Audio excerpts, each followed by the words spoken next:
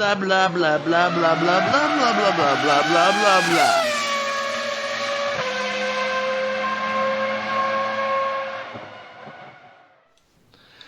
Hello everybody and welcome to I'll Tell You What TV for a F1 podcast talking about the Bahrain Grand Prix that's going to be coming up this weekend. I'm sure we'll also be talking a little bit about Star Wars. We'll give James another opportunity to chat SW.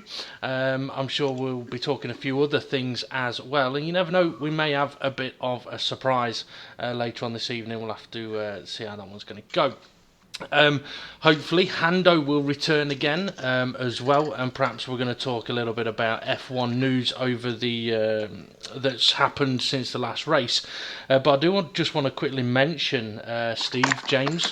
Yeah. Are you both aware that Billy Munger took part in his first race and managed to get a podium? Yep, I'm aware of that. Yeah, I were speaking Vicky's mum's partner, and he just came over and went, "That lad with no legs got a podium." I went, "You mean Billy Whiz?" And he went, "I don't know." And just walked off. Quality. So that's the average Joe's take on it. Yeah. I mean, I think it's a great story. I mean, obviously we've followed him a bit over the last year or so. It's great to see him get back in a car, and great to see him doing well. I'm currently trying to move some files about on my computer so I can show something in a little while. But yeah, it's good to see him back on the track and him doing well. We'll see how he gets on over the course of the rest of his career. How's he accelerating and braking? Is it through his hands? No. Yeah. Well, I thought it was. No, he uses one of his legs. He has a prosthetic on one of his legs, I believe. Or at least he did in a car I saw. So he can use one of the pedals, and the other is on his hand activated on the steering wheel. It might be different in the car he's currently in, but I did see him in a car and he was explaining about how he was activating. I don't know if you know different, Steve. Well, I remember seeing him talk about his steering wheel and how they've adapted it. So on the right-hand side, he's got up and down his gears, so that his gear shifts are both on one side, and then he's got accelerate on his steering wheel. Now he may have a brake pedal that he uses through his prosthetic. I don't know, but I imagine that might be the case, because when you're braking, you like to try and what's the word? Force yourself into. I'm just going to leave you know hanging. what I mean. I'm not. Yeah, Well, I'm not even gonna hang. I'm just gonna move on. That's lame. To be fair though, you've been awake earlier this week than you were last week, haven't you? Not much. Yeah. Not much away. On other news though, on racing news this week, did either of you see that Lewis Hamilton has said he's going to retire at the end of the season? No. I'm not even going to answer you. Well, the thing is, the news was released Sunday morning. On April the what? 1st. Yeah. So I took it with a pinch of salt. The missus didn't. She thought it was real until I pointed out it was April the 1st. But it got me thinking about. I saw lots of other news during the day, and I'm like, I don't know whether I should bother reading the news today, because it's probably all going to be fake news. But then I thought, well, what happens if some of it isn't fake? What if some of it's real? And then I was like, oh, they shouldn't be allowed newspapers, shouldn't be allowed, or news channels shouldn't be allowed to just make up April Fool's jokes, in my opinion. So, no, there you go. But I've got a few of them to go through in a bit. But I think the worst kind of April Fool's joke is like saying that somebody's died when they haven't. Yeah. True. Mind you, I were on the toilet today at work, and I thought, I'll flick my phone on. I finally got a phone. And I linked up to Wi-Fi at work, and I'm flicking through as I'm plopping away. And I just type in Star Wars. I thought, I'll just see what comes up on news thing. And there was so much shit, like absolute bollocks on there. And then it says something like, I think it said summer, and I literally just almost burst out laughing. It said, Finn and Ray will be reunited in episode 9. I thought to myself, well, they were reunited at the end of episode 8, so, Well, so yeah, this what are you going on about? person who's wrote this clearly doesn't even know anything. And I just feel like, oh, fuck's sake, what a fucking idiot. Just making a story for the sake of it. As soon as you brought up Star Wars already, James, Meryl Streep is going to fill the Princess Leia role. What did you make to that news? Bollocks. Well, I won't see her as Princess Leia. I'll see her as Meryl Streep. Melon? You see her as Melon Streep? Melon Streep, yeah. Just because I'm eating soup while I'm talking. But, is it melon soup, is it? No, it's actually quite nice. Vicky's made it. I was going to put pizza in. She went, you need to have some health. James, I'm like, oh. Yeah, but it's actually really nice. That's a hint of you getting chunky monkey. Yeah, it's all these Easter eggs. Well, talking about getting chunky, it was Steve's daughter's birthday party the weekend, and she wanted to go to a Chinese buffet. So we went, and it was really nice. Had a nice afternoon out, lovely food. But I mean, we went at midday. Yeah. For the rest of the day, the food basically came out in the order it went in. So it was literally, right, I got home, I was like, oh, I think I need a shit. Had a shit. 10 minutes later, oh, I think I need another shit. Another shit. 10 minutes later. So literally it's like plate full of food, 10 minutes later, plate full of food, and that's exactly how it came out for the rest of the day. Steve messaged me saying, I'm going online on PlayStation. I says, yeah, I'll be on in a minute when I've had my 9th shit of the day. It was fucking constant. Yeah, no, I've had that. I think it were either Saturday or Sunday. I think it was Sunday, and it was literally like every hour on the hour, and I'm like, oh come on, I couldn't even enjoy my day. Like, it wasn't like diarrhea. It was just literally like it was like. It was like he couldn't get the troublemaker out. Yeah. But yeah, eventually at the end of the day, he were off. But yeah, you have days like that. Yeah, that you definitely. do. I've had days like that, and just recently was like that, and to the point now that I think I've pulled some muscles in my stomach from being on the loose. From pushing so much. Yeah. It's like I've been having contractions or something. I don't know. The difficulties of being a man, and eating too much food. Okay, a bit of F1 news for you. Is this real news? This real news. Talked a little bit about how Haas did really, really well until they fucked up at the last race. And I'm guessing you've heard that a few teams have asked for them to be investigated because of how well they were doing. Well, I've heard that Ferrari are prepared to help Haas with helping them in the pit lane, with getting their pit stops correct. All right. Well, they'll want that because that just means it's going to keep the competitors like Red Bull behind. Mm-hmm. But the thing is, the rules do state that teams can't help each other teams in any sort of way with a car, really. I mean, it's different if it's a direct, like, well, it might not. I know when Red Bull and Toro Rosso first started out, it was obvious and everyone knew they were helping each other out, but they were owned by the same people. This situation is different. So legally, according to the rules, Ferrari can't assist Haas with the car, right? But that's what people are wanting the FIA to investigate. But I just wonder. I mean, I can kind of see a little bit of it and going, it is a bit odd that Haas were doing so well.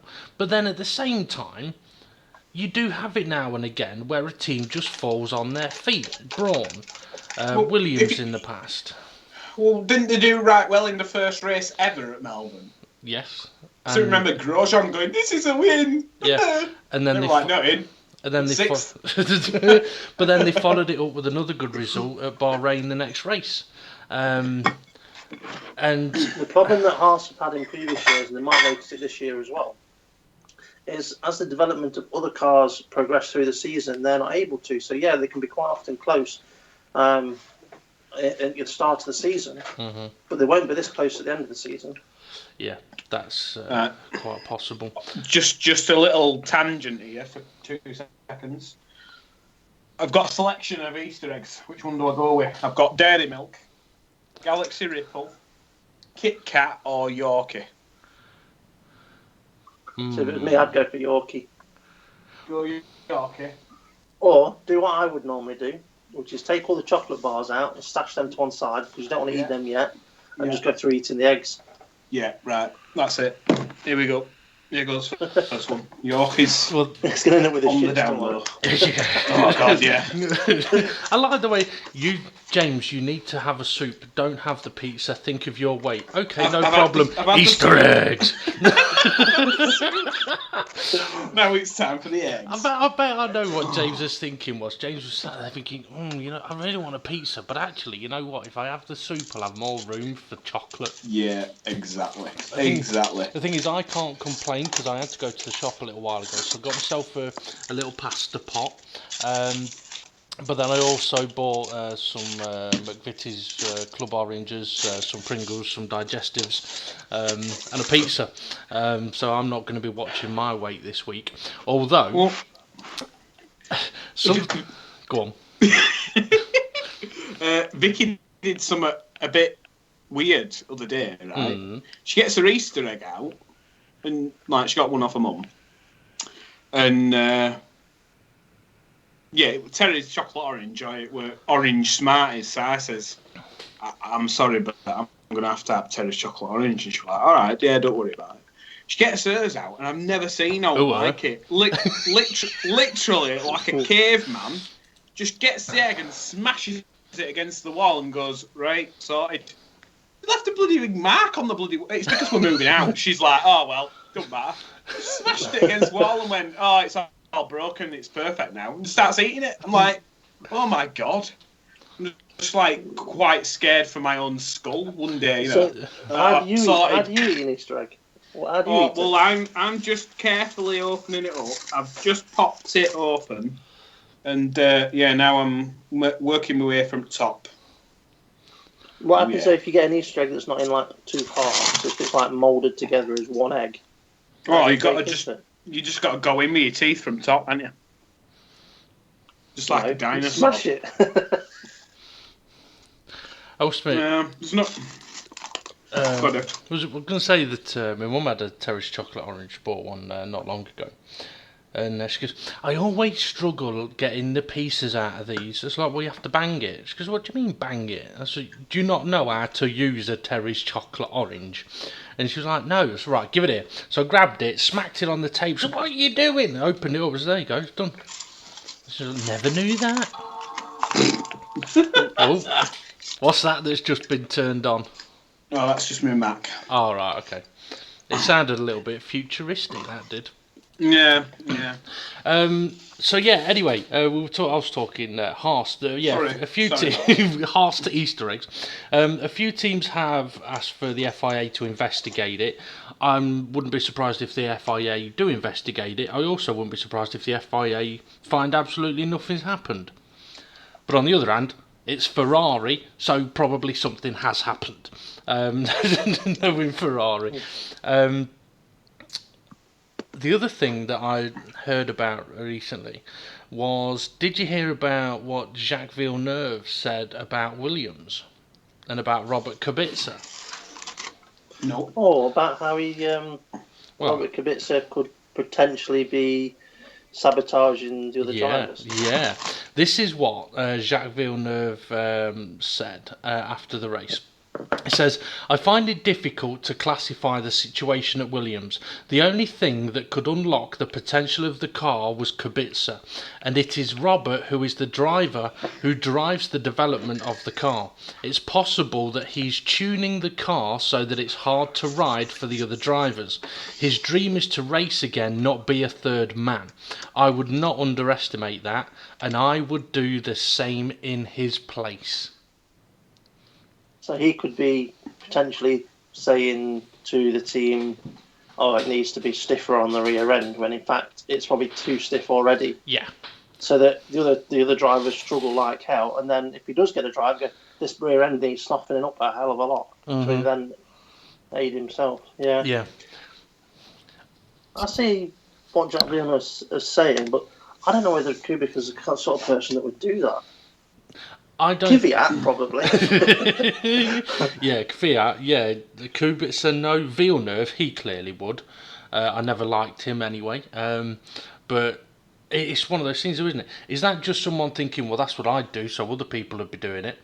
I mean, it's different. He doesn't say that. Well, he does. He does say it's possible that he's tuning the car. He doesn't say that he thinks he is doing it or it's probable. He just says it's possible.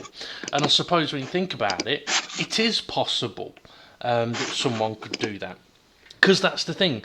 If Villeneuve himself would do that, then it becomes possible that that could happen. What is that? Oh, James, are you sawing your Easter egg in half? Oh, sorry. No, it's my mouse. Hang on. Mouse needs feeding. Is this any better? What? Can you hear that? Yep. Oh. It's better or it's worse? It's better, but I can still hear it. Right. Yeah.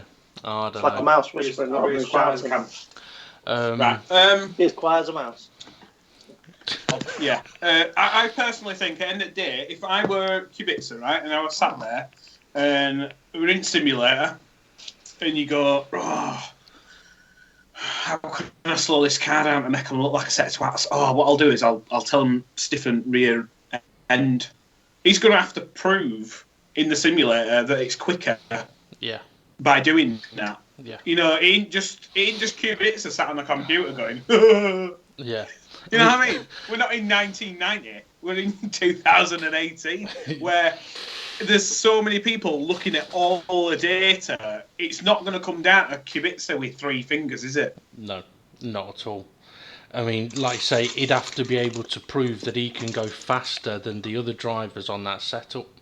Exactly, and then if he does that, then he's just making it easier for the drivers. But the thing is, if an engineer's sitting there going, well, my data is telling me that that is wrong, then the engineer's going to overrule the driver. Yeah, exactly.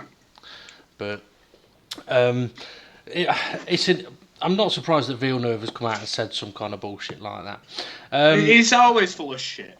Yeah, he is. Have you heard about the new F1 mascot? No. No. Okay. Okay. I'm just trying to think of amazing mascots. Maybe the Monopoly guy. No. If you were going to name a Formula 1 mascot, what would you call it? Rory. That'd be a bit hypocritical, that would. Rory? Yeah, they're not very loud. Maybe...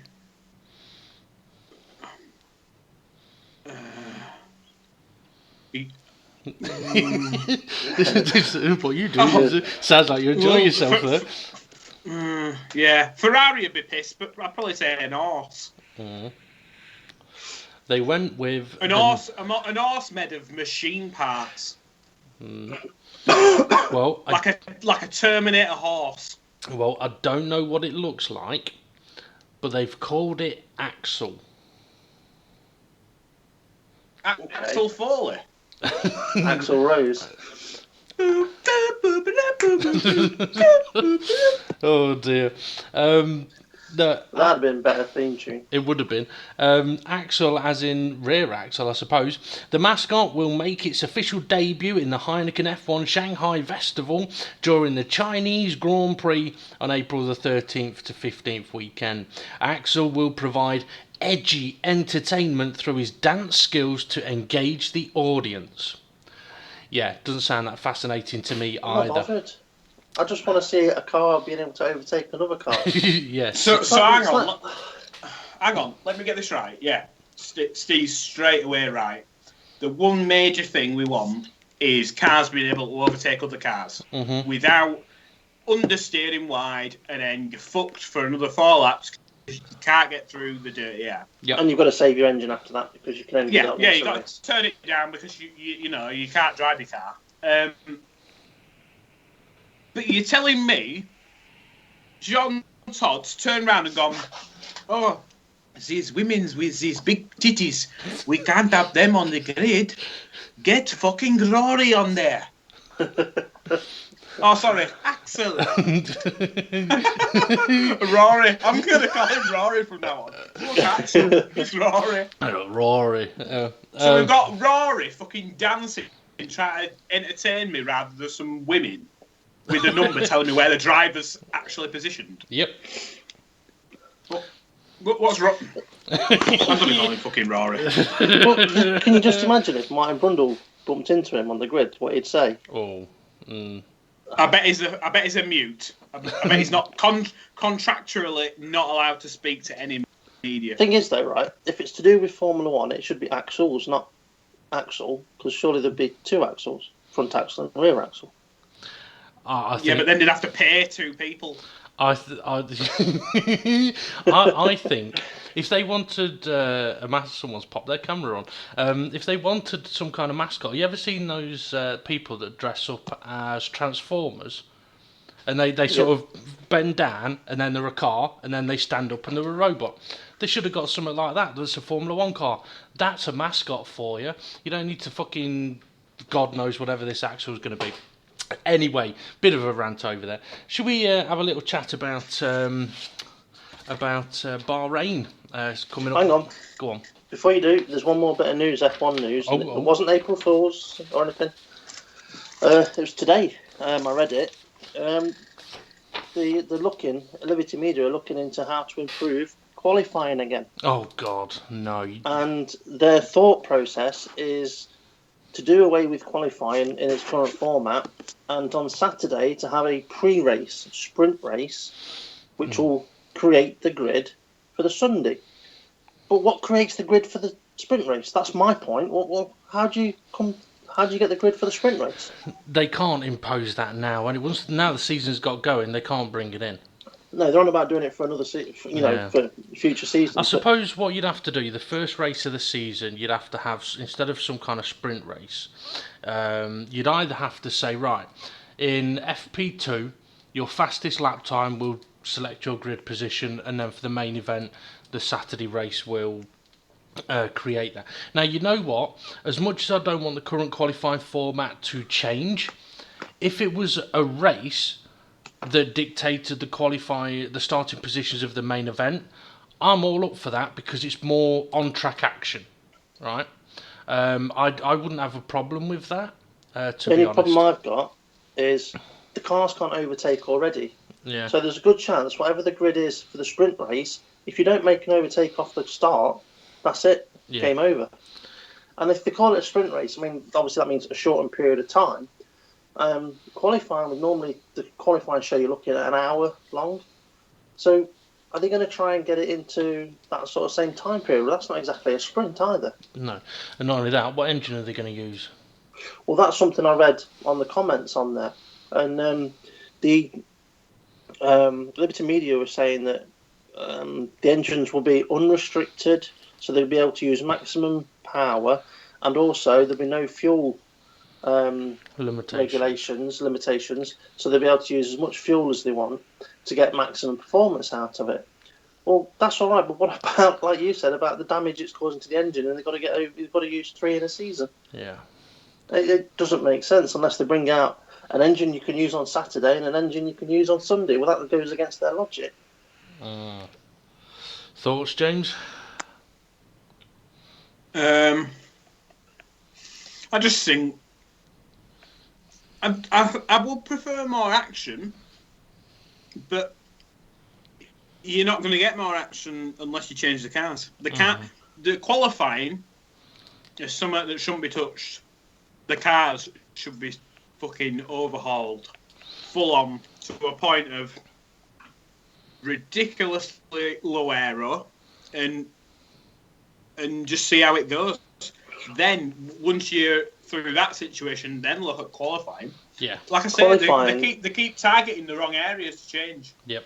Qualifying should be a sprint race by the drivers without the cars throughout one whole lap of the circuit, and whoever gets back to the start-finish line first is on pole. Could you imagine Kimi Raikkonen running that? He'd go, I'll start from the back.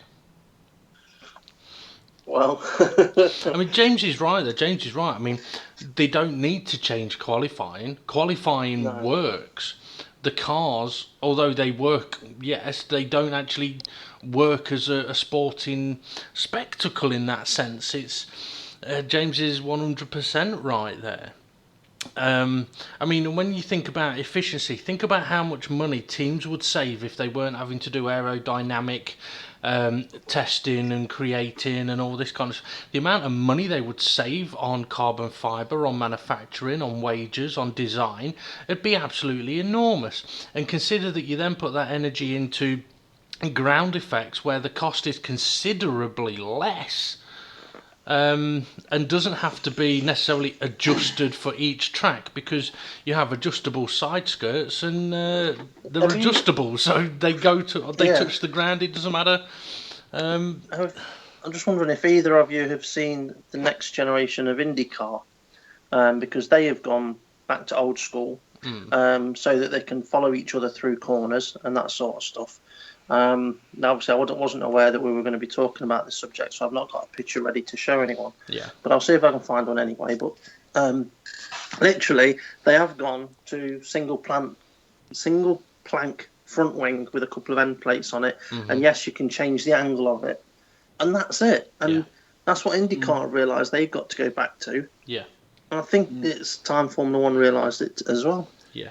Yeah. No, all I was going to say was,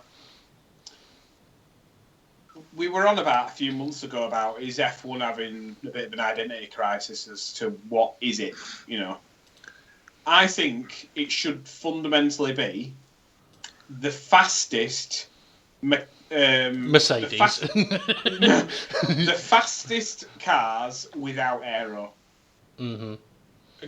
And just, I mean, obviously, you look back at the history of F1, and like back in the days when like Graham Hill and Jackie Stewart were just starting out, that's when aero were very, very, very limited, to a point of, we don't know what the fuck it does, so just put a little wing on it and we'll see what it does. But I think it should be the most radical cars in terms of mechanical grip and, like you say, ground effect. But in terms of aerodynamics on top of the wing, fucking nothing. Yeah. Well, Steve has sent the picture of the IndyCar, and I'm going to show that, because straight away I saw it and I was like, that looks fantastic. That really does look phenomenal. So bear with me a second, and it goes with what you were saying there, James. They just got to make it simple. Well, not necessarily simple, but as simple as possible. The more elements you have, the more dirty air you're going to have, and it's a problem. But then you have people like Adrian Newey going, oh, well, I'm going to leave because it's not complicated enough. Sorry, leave. Yeah. I don't know. Yeah, but Adrian Newey, I don't think he would leave because of it. I think Adrian Newey would go, like, alarm bells ringing in a good way to him, and he's like, wow, I've got something I can actually work on. Yeah. Where it should be equal to everybody, but his brain just starts thinking up things that nobody else does, and that's what Adrian Newey's like. And the thing is, I mean, I'm looking at this picture of the IndyCar now, and I mean, that front wing, there is nothing to it, and that looks brilliant. The rear wing, it looks like something off a road car, and that's perfect. But not just that, I'm looking at the actual main body part of it, and it does actually make me think about the Adrian Newey designed that Red Bull X. That Red Bull X that he designed for Gran Turismo. So someone like Adrian Newey would probably look at that and go, okay, we can't do much with the front wing, we can't do much with the rear wing, but I bet I can make the rest of the body do what we need it to do. Yep. And the thing is, if you get the rest of the body to do what you need it to do, it's still going to be clean air going over the top of the car, which means there's going to be less effect of dirty air on the car following. Yeah. But because of the limited amount of aeros, you're not going to have high-speed grip. Yeah. You're going to have mechanical grip because of the fatness of the tyres and the setup of the car. But it's but like you're not going to have high-end grip. it's like you were saying last week. I can't remember if it was on air or off air, saying that if you get rid of the cornering grip, it means that the braking zones become longer. Right? If the braking zones are longer, it's a bigger space for people to attempt an overtake. If people can't go as quick through a corner, there's more chance of a mistake. It's a little bit like if James said if they went back to a manual off the steering wheel hand shifter, you'd have a more opportunity of someone missing a gear. It gives an opportunity of an overtake. And all of the things that have been brought in to make the cars go quicker, make it easier for the driver, but it means there's less opportunity of a mistake. And sometimes sport needs, I mean, you take football for example. If football was played and a mistake was never made, the score would always be 0-0. Pretty much.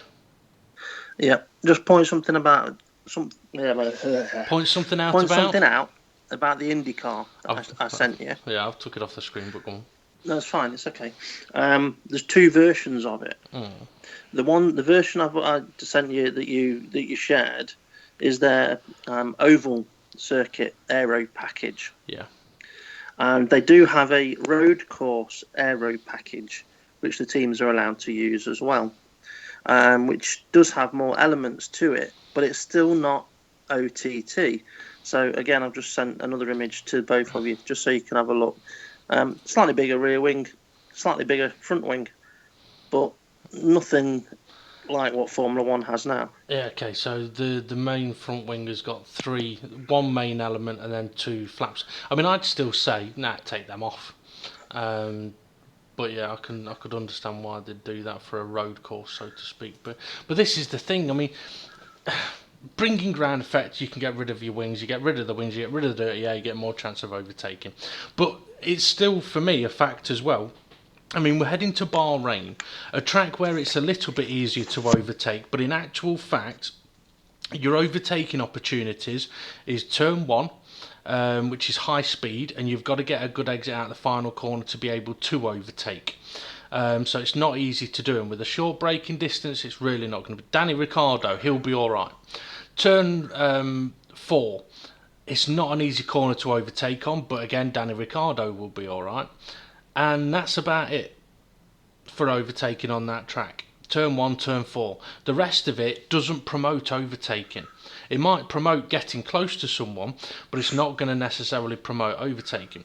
But you bring in, I've got to look after my engine. That's just a major fucking problem. That is a major problem. But thinking forward to Bahrain, I'm just wondering, guys, is there anything that's standing out as possibly being a good thing about the Bahrain Grand Prix coming up? I've got a feeling the answer is no. No, I actually really like the Bahrain Grand Prix. I think it gets a bad rap, but I just personally think if you had, like what we talked about, if you had better cars, the track will come alive. I mean, the 2014 Grand Prix with Rosberg and Hamilton showed that lap after lap you can get a great action. But the cars have just become so mental in terms of aerodynamics. That Mercedes-Benz front wing is ridiculous. Well, they're all fucking ridiculous. Unless you're in fucking Sauber, all the front wings are just mental. But they just can't follow each other. It just cuts back on all decent action. There's nothing about the Bahrain Grand Prix where I'm like, I don't like that. I think the only year when I was like, what the fuck is this word? 2010, when they decided to extend it. Yeah, that track extension was probably one of the worst I've ever known of. It was a disgrace. But the rest of the circuit's like wide, fast flowing, and it just went fucking like, here's a little country lane. In your Grand Prix, you can't overtake. Yeah. It was like a little country lane where you had to go over a canal bridge kind of country lane. Yeah. I've got to say though, when the F1 game did come out, the 2010 one, I loved that section because I was so much quicker than everybody else through there. So I'd be like shit everywhere else, but I'd set my car up for that section. And then by like sector 2, where you're going downhill and it's like fast and flowing, and then you go down in that little hairpin. I were right on people's asses, so I actually used to quite like it driving it, but as a spectator, fucking awful. Yeah. The best thing about the Bahrain Grand Prix coming up for me, the time that the race starts. Yeah. Well, 4:10. You say that, but I've got a race this coming weekend. We've been practicing. It's Bahrain, and my race is at the time of the F1 race. So I thought your league was supposed to try and avoid the Formula One races as much as possible. But yeah, so annoying for me. I'll be watching this coming weekend's race on replay again. But I mean, Bahrain's an interesting one for me. I don't mind the track. I hated the long of it, but I don't really mind the track. There's a couple of bogey corners, like turn 10. We're probably going to see a lot of people locking up at turn 10 this weekend. Just to remind me, which one's turn 10? Is that the double left? The double left-hander, yeah. Just after the downhill hairpin, you come back up the hill into the... Just before the second DRS. Yes. Yeah. Horrible little corner. But one that... I think that's a corner that... It's there to make people make mistakes, and if someone makes a mistake, they'll lose a position. And I don't really have too much of a problem with that. I don't mind there being a bogey corner on each track. But I mean, it makes it. I mean, I don't know if it makes it interesting for this coming weekend. I mean, Ferrari got lucky in Melbourne. Raikkonen got screwed in Melbourne. Can Ferrari fight back in Bahrain? A Mercedes going to dominate. Will Bahrain have a third DRS down the second to last straight? Well, I did wonder about that, and I enough runoff room. Yeah, I think they should. Because if they did, it then gives people a better opportunity to overtake into turn 1. Yeah, I agree. Because that's the thing that didn't work at Melbourne, right? If they'd have made a DRS zone from James's mouse is alive. If they'd have made a DRS zone before the fast left-right chicane, people could have got close and then used the next one to try and overtake. The problem with the second one at Melbourne was it didn't really help people get that much closer, and even if they did, there was 4 corners that they ended up dropping off again. So it was a waste of time. Bahrain's different. If they put one in on the back straight, it'll give people an opportunity to close up that gap and then attack down into turn 1. But if you look at the second DRS straight that's there at the moment, that again is a pointless DRS straight in a way, because the nature of turn 10 means it's very difficult to get close up behind the car in front unless he makes a mistake. Yep. And the nature of turn 11, it's not a heavy enough braking zone. You know, it's not a heavy enough braking zone to be able to benefit from the DRS. It's not that long either. Yeah. So for me, I would rather see it on the back straight rather than where it is at the minute anyway. Yeah. I'd be tempted to agree with you. I did hear as well, I know the last race, after the race, they were talking about Alfa Romeo. Obviously didn't have the best of events. But apparently we are to see a much improved Alfa Romeo for the remainder of the season. It's going to be hit with a few upgrades apparently. I don't think it's going to make any difference whatsoever. I still think they're going to be down at the back. Yeah, because I can see other teams having a certain amount of upgrades every so often, and it just means that they're going to be standing still, to be honest. Yeah. Something that we did talk about a lot on the last podcast as well was Hamilton being beaten by Vettel because of the virtual safety car. Did you hear what Mercedes revealed caused that? I thought they said that their software were telling them a wrong timing. It was basically we didn't know it for certain on the last podcast, but they have revealed that it's not an online time calculator, so it's not a live time calculator. It was a sort of preset thing, and they got it wrong by a couple of seconds. So predetermined. Instead of telling Lewis Hamilton, right, you need another 2 seconds up the road, they thought he was going to be all right, and that's why Vettel came out ahead of him. Well, I have had a few discussions with a number of people who all believe that it's not right that Vettel ended up leading the race, and to be honest, I have hit them all with the same point I made to you two, which is that the VSC is there to nullify the race, and before the VSC, Vettel was in first, Hamilton was in second, Raikkonen was third. After the VSC, Vettel was first, Hamilton was second, Raikkonen was third, so it did nullify the race.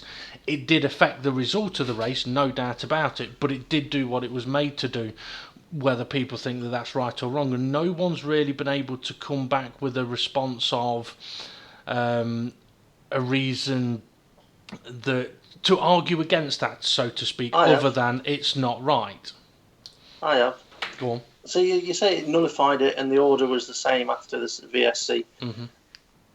It wasn't, because if Vettel had done his pit stop not in the VSC window, he would have been in third place. No, but this is the point. At the time the VSC came out, Vettel was first, Hamilton was second, Raikkonen was third. That was their positions. It doesn't matter about who's pitted, who hasn't pitted. That was their positions. After the VSC, that was their positions. To me, though, it does matter, because Vettel got to pit I don't disagree with you that he won the race because of the virtual safety car. Don't disagree with you whatsoever. I'm just arguing the point that terminology of nullifying the race, it did exactly that. It did what it was supposed to do. However, from a sporting perspective, it's not right. But if Hamilton had gone, well, I'm currently in second place, I'm going to pit now again for another set of tyres, so I'm on a better set of tyres after the VSC, he wouldn't have come out in second. He'd have come out in fourth, fifth, sixth. Maybe. Well, here's the thought for you then, James. If at Bahrain we get another virtual safety car, could we see teams going longer than they were planning on in the hope of getting a VSC? And could we, if there is a VSC, see people pitting just for the sake of it, to see if they can gain? Yeah, I could see that happening. I could see somebody though who pits quite early on, capitalising quite a lot. You know, if the virtual safety car does not come out, then I think then the people that have run really, really long, they'll be further up the road. But if somebody's pitted and they're about 5 seconds behind, when you pit, you're going to come out 15 seconds behind. So, I could see a lot of people trying to do a Vettel strategy, because it's proof that you can jump 2 drivers, can't you? Yep, true. Okay. Is there anything else that stands out for you for the Bahrain Grand Prix to come? Well, what I would say is we do need to do our predictions at some point. Yeah, I know, I've got them. What I was going to say is, I was wondering whether we should take the opportunity for our listeners to suggest a random prediction for us to predict. Yep, they're more than welcome to. If you want to give us a prediction to make for the upcoming race, feel free to post them in the comments, and we'll pick one just as we make our predictions. I was going to get onto that one shortly. But here's another question then for you, right? Because it would seem clear that the three of us, although we love Formula One and we like talking about Formula One, we're actually struggling for things to say about the upcoming race. Now, is that because Melbourne was such a boring affair that it's not really left us that enthused about the upcoming race? I'm not that enthused, to be honest with you, about the upcoming season. Yeah, and that's from my gut and inside. I think that's it. Until the regulations are changed with the cars, I'm just not enthused at all with the cars. And I know what's going to happen. I mean, I'm not saying like I missed it mega old. But what I'm meaning is, I know How come you didn't that get the cars predictions are, right? well, I could have told you it'd been a bit boring. Yeah. Sorry. No, but you're probably going to see a situation where whoever qualifies in the first three positions are probably going to be the three cars on the podium. There's a good chance of that. And there's a good chance of that at pretty much every race this season. And I don't like the idea of that. No. Well, like I say, I was looking at... I think what it is you look at old footage at racing back in the day, like, even back to when it were like Alonso v Schumacher, and they're just absolutely on it, like, one mistake and it's over. There's not a lot of wheel-to-wheel action, but they're so close and they're literally bombing around Imola. Because they've got to be on the limit. They've got to be on the limit. They're on the limit with tyres, fuel, and aero. that's it. Now, at the moment, they're not on the limit. No. They can't be on the limit. It's a fucking joke. Pardon my French.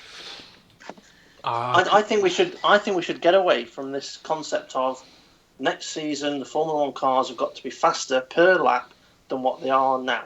I couldn't give a monkey's what the lap time is. I couldn't. As long as the cars look like they're on the ragged edge, I'd be happy if they were 10 seconds slower. Well, okay, there's one thing that I would say, right? I'm similar to you. I don't really care what the lap times are, but admittedly, the cars do have to be faster than GP2, GP3. I think the problem is if they try and compete with the speed of IndyCar, they're never going to succeed. And I mean, you look, what was it, a couple of seasons ago when Bottas did something like 376 kilometers kilometers an hour down the straight at Mexico. Didn't mean the race was an exciting one, though, did it?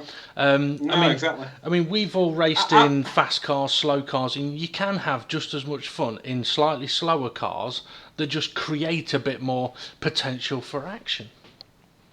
I've always enjoyed. I was going to say with online gaming.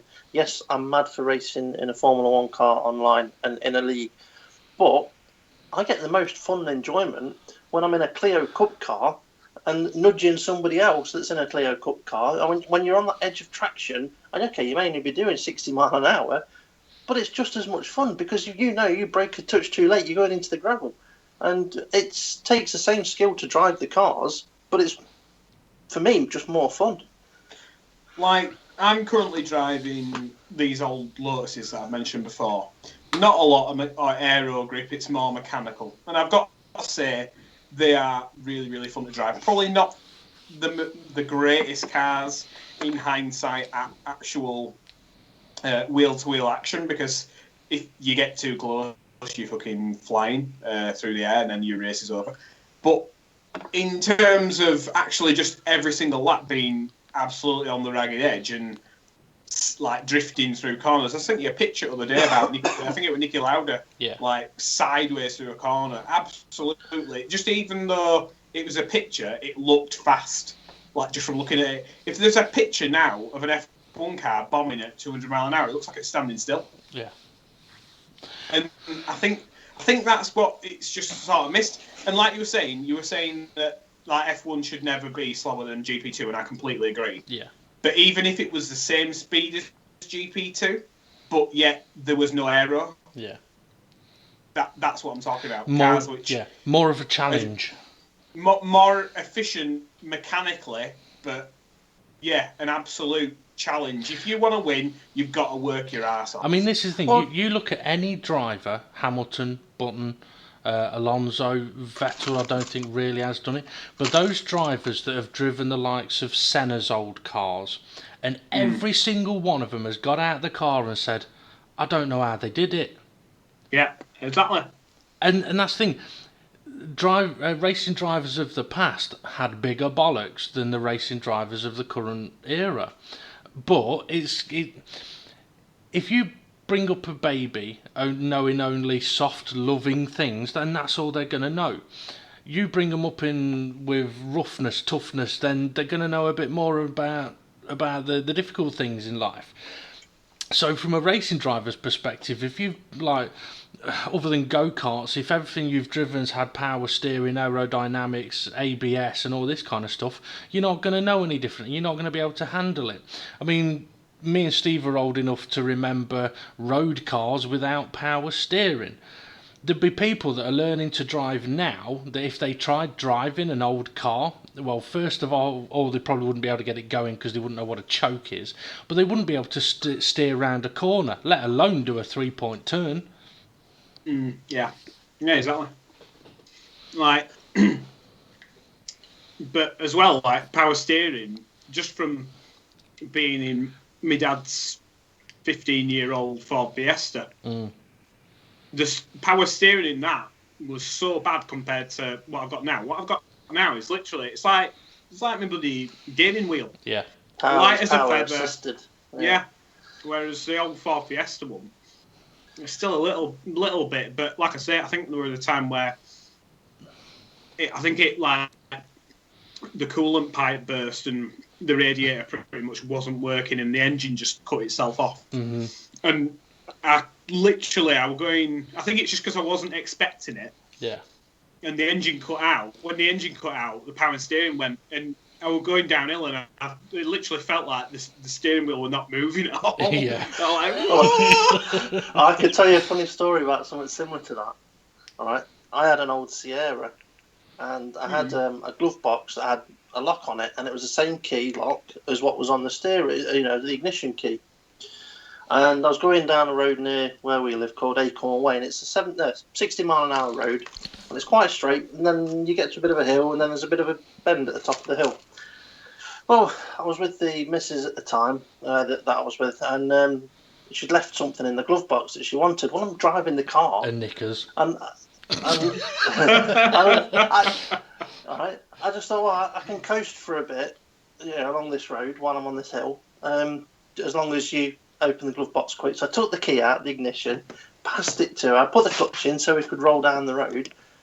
And she was faffing around. Anyway, got to where this bit of a bend was, turned the steering wheel, clunk, steering lock came on, didn't it?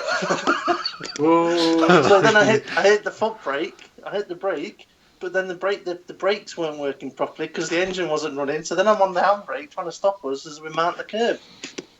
So, very scary. And when you say she was faffing around, what does that mean? Faffing. She just was taking too long. Faffing with a faff? Yeah, taking too long doing what she was supposed to be doing. That's just reminded me, right? I sent Steve a song. I sent you both a song the other day, actually. I was gonna. I don't think I was. I was going to play it on the podcast. I was going to play it on the podcast, but I decided no. I'd only listened to the first 2 lines of the song, and then I thought, well, you know what? I've listened to the rest of it. I was dying. I was laughing so much. It's fucking hilarious, but it is a bit rude. But the thing is, I sent it to Steve and James in our Facebook chat. And Steve was getting ready to race on Thursday and says, "Oh, I've sent you a song. You can have a listen to it now. You got 10 minutes." So this must have been 7:15 in the evening. Yeah. So he sits there, starts playing this song, and he was like, "I think I'll listen to that later." He says, "Why?" He says, "Because Holly, his daughter, who's 6, 7 years old, 8 years old, is on the other side of the living room." And the first lines, actually, James, you should play the song to yourself, and then you can tell us what the first lines are. Hang on. Or if you've got some way of playing it separate from the device you're talking to us on, then we might just catch it slightly as well. It probably won't come through clear enough. I've got Watto with a lady with some tits out. It's after that. I've got Jar Jar Binks licking Natalie Portman. You've gone too far. Yeah, you've gone way too far. Way too far. Got The Dark Side. It's just a little bit above your got posters. No, it's just above the posters you sent. Funny song. There you go. Right, so play that. Hang on, it's loading. Now, I did think that it was a little too rude to play on the podcast directly. But there's nothing wrong with getting James to listen to it. No, I think we should all listen to it if I think it's correct enough. I couldn't get it on. I won't be able to get it onto the podcast now.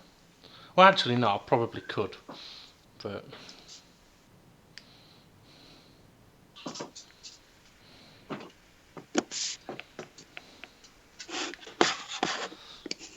The thing is, it's about 3.5 minutes long. I did only get a chance to listen to it about halfway through. I think I listened to about 30 seconds if that.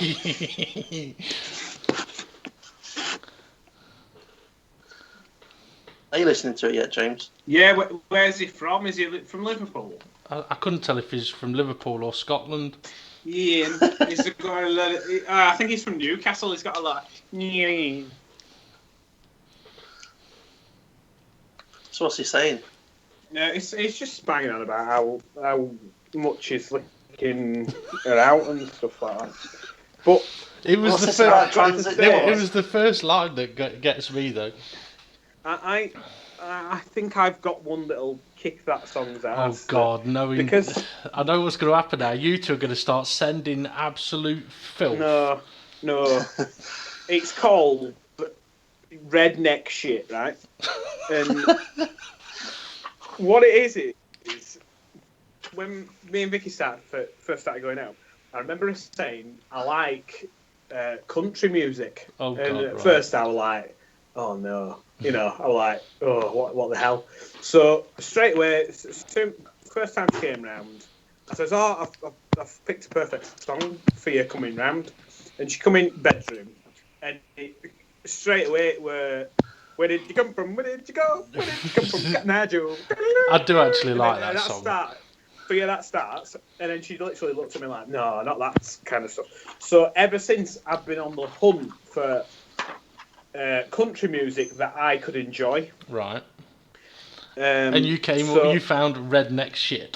I found redneck shit, and it's by a bloke called Wheeler Walker. Let me just check that this is the right one. Oh yeah, this is perfect. Right, Wheeler Walker, that's the one that's got a daughter called Sky. I think this just has to go. Please, Dave, this has to go on the podcast just for us as listeners. I know that we don't like to be politically incorrect, but this is just we don't like to be so politically good. incorrect. But this is just so good. I'm going to send a link now. The thing is, I can't listen to it. Or actually, I could listen to it on the phone. Yeah. I was going to say, I can't listen to it without it going live. So if I listen to it and go, that shouldn't... It's got to go live. It's amazing. Oh, God, I don't know if I should do this. Go on. Trust me. You play it.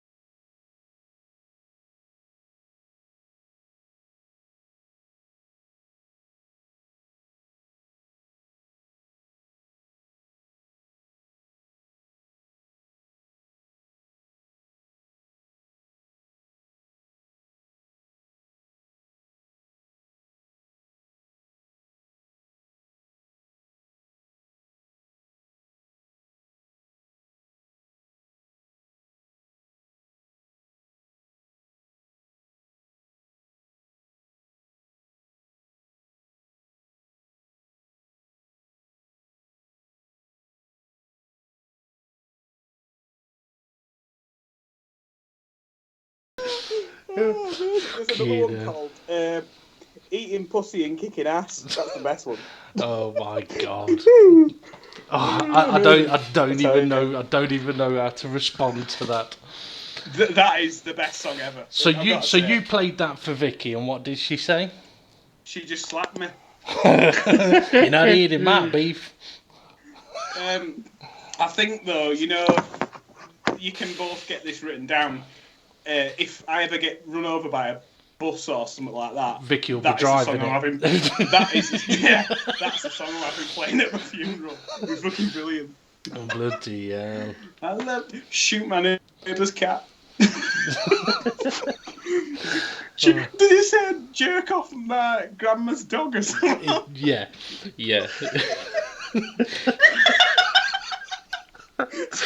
Imagine that. Fucking hell. I don't know. We weren't expecting that, were you? Well, to be honest, I was, because I know what kind of person you are. We mentioned anything, and there's, like, filthy pictures being sent and all this kind of... it's shocking. It's shocking. I'll have a listen to his other songs later, though. Just remember, this is an F1 podcast. Yeah. We like other things as well. Yeah, redneck shit, obviously. Okay, I don't even know how to go on from that, to be honest. Other than to say, okay, we're going to need to make some predictions for the upcoming Bahrain race. For the listeners, if you do want to give us a prediction to make, I've already got 5 written down. We need one more prediction that we're going to have to make. So if you've got any suggestions, mention it in the comments or in the chat, and we'll decide which one we're going to go on. If you don't, then we're just going to have to come up with something. So, Steve, James, and the other guy, who do we think is going to take pole position? I'm going to go Lewis Hamilton again. James. I'm going to say Raikkonen. Ooh. I am going to say Bottas. He's got some fucking point to prove he has now. I think he's just going to crack. I wouldn't be surprised if he does, but I would like to see him... Well, no. Okay, you know what? I want to see him fail so Danny Ricciardo or Verstappen can get in that Mercedes, but at the same time, I want to see him succeed and do well. So I'm going to go with Bottas. Okay, who do you think is going to win the race? Grosjean.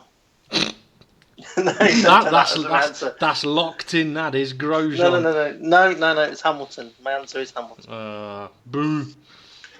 Okay, James. I'm going to be boring like Steve. I'm going to say Raikkonen. Okay. I am going with Vettel. I reckon he's going to do some more sneaky shit and end up winning the race. He's going to screw over his teammate to do it as well. Okay. Podium. Who's going to be on the podium? I'm guessing you're going to have Hamilton and Raikkonen as your first two guys. No, I'm going to say Hamilton's going to not be on the podium. Oh, I meant Steve's picked Hamilton as his winner, so he's going to be on the podium. Yeah. Well, I might change my podium 3 to give me an opportunity of getting the point if I'm wrong. Come on then. Right, Hamilton on the podium. I'll go with Hamilton with the win, so he's on the podium. Second place, I'll go Vettel. Third place, Ricciardo. Okay, James. I'll say Raikkonen.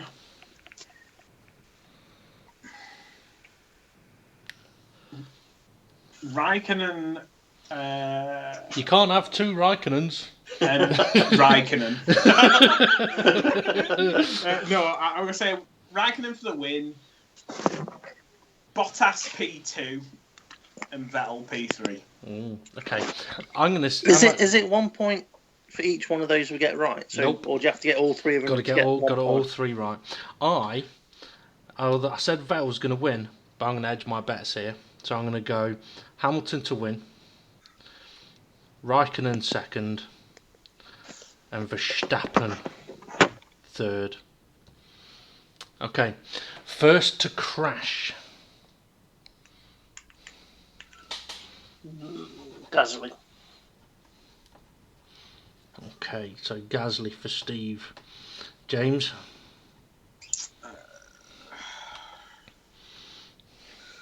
That fucking Danish twat. Magnussen. Not Ericsson. Oh, he's another one, isn't he? I'll go with Magnussen. Okay, I'm gonna go with.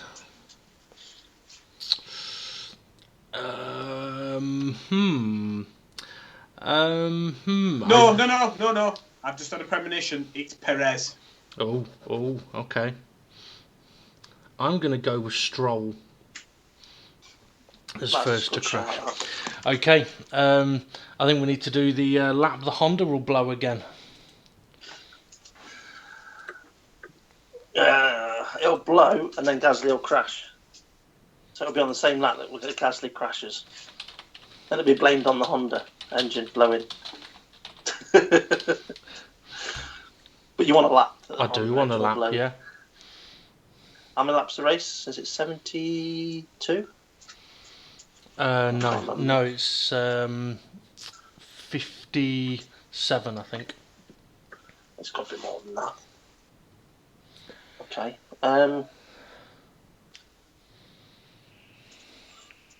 I'll go with 38. Okay, James.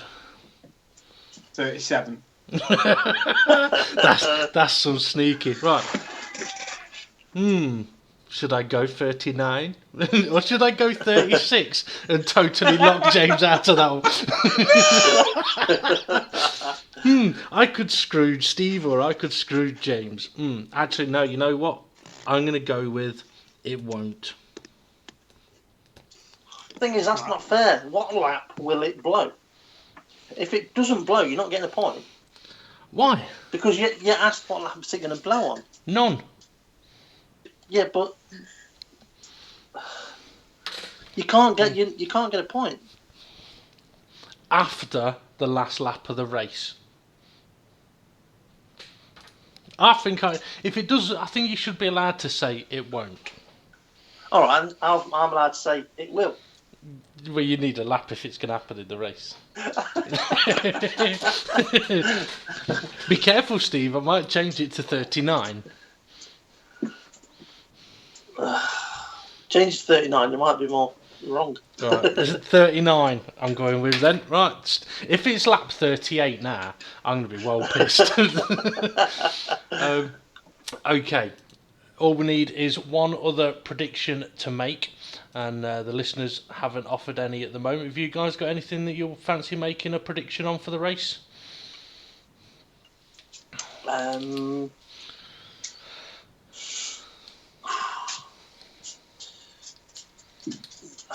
Where would the Haas finish? Oh. Where's the highest position of a Haas? Did they finish? What's that? So obviously there's two of them. If they both finish, which is the highest position? So high Haas. High Haas. So okay. How high Haas? Okay, so go on then. What position do you think the Haas will finish then? Highest Haas. 6th. James?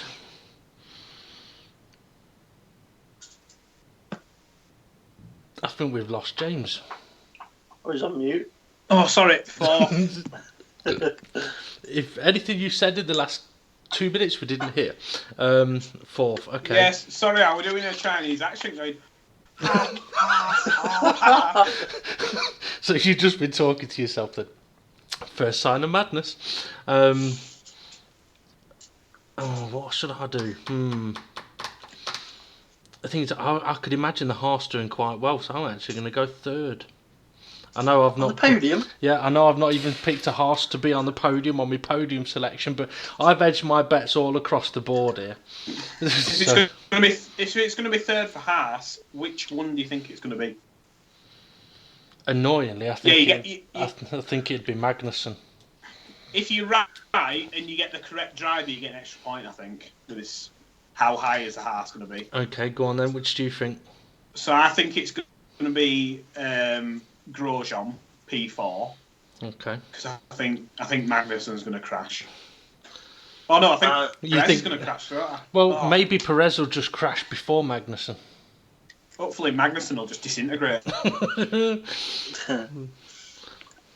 I will say Grosjean 6th. Okay. Okay, good stuff. Okay, that's our predictions locked in then. We'll see how we get on with those on the next podcast after the race. I'll tell you what, seeing as it's the I'll Tell You What chat, we talked a little bit about F1 news earlier on. And I know we haven't talked much about the Bahrain Grand Prix, but to be honest, I think we've all found it a little bit difficult to be excited about it.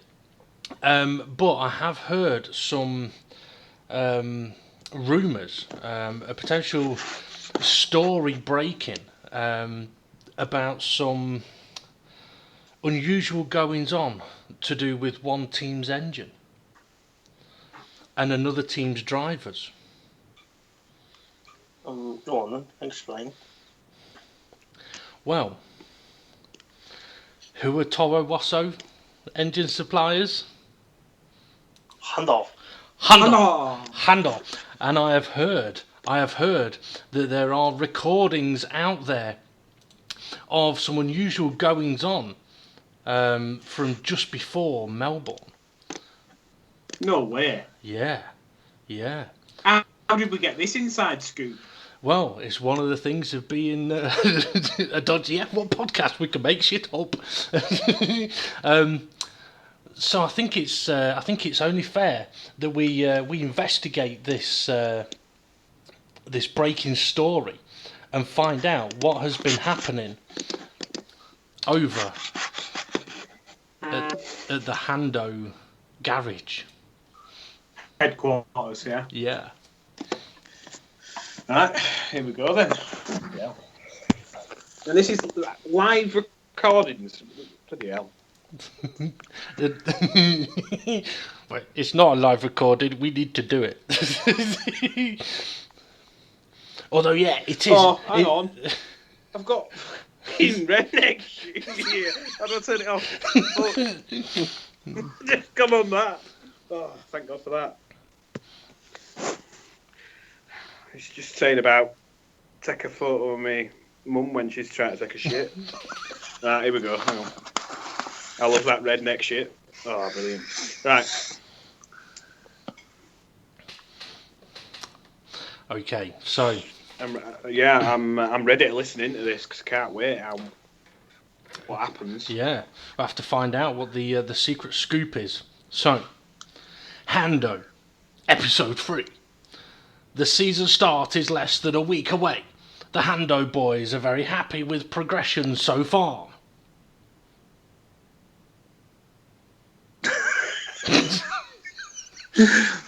Francois Panguil has been very happy with our engine test.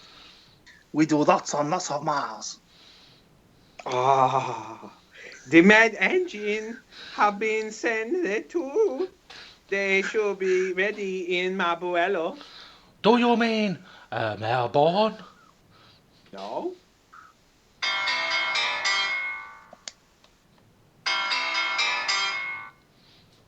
Hello? Where the fuck are the engines? If you ask James, they're in a cigarette packet, but they're actually in Melbourne. No, they're fucking not. I'm here. The car's here. The giant rear wing's here, but there's no fucking Godzilla torpedo by the fucking engines. Wait just 1 minute. Wait a minute. Fuck that. I check what happened. Dave, Hello? where do you send the engine with the big battery to? I send them to Melbourne. Who do you send them with? I used to land on Nonzo's chicken deliveries like last year. In a truck, far, far away. This new faster than a GP2 engine in our car will onion rings through the quick chickens. What you laughing at, Bunsome Judden? I peed in your seat. You peed in my wife's car, that's what you did. That's sick, you motherfucker. Not see it, your seat. So did I.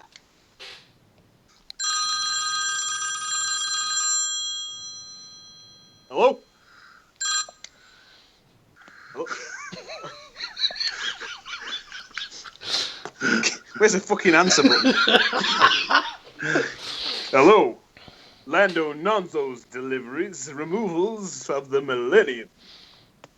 Hello, it's handle number 3 here. Do you have our engine? No. Are you sure? I asked you to take our engine to Melbourne. Where are our engine? You space cake meatball. You slimy, double-crossing, no-good swindler. You got a lot of guts calling here after what you pulled. What an apple? I haven't had a date for fucking years. Where are my batteries? Having trouble with your hando droid? I'm not a droid. I just sound like I was made in Mexico. Where are my engines, you bitch? Oh, they're way to... They're on the... I'm good. They're on the way to Kentucky, the home of the fastest chickens. Bye! Hey, he fucking hung up on me. Oh, no! We're fucked! You look absolutely beautiful. You truly belong with us here among the clouds. Seeing you here sure brings back a few memories. Now, I phoned that soggy toast of the French. Oh, fucking hell, who's this? Hello? Hello? Son Spaghetti? How you doing, Chewbacca? You still hanging around with them Hondo losers?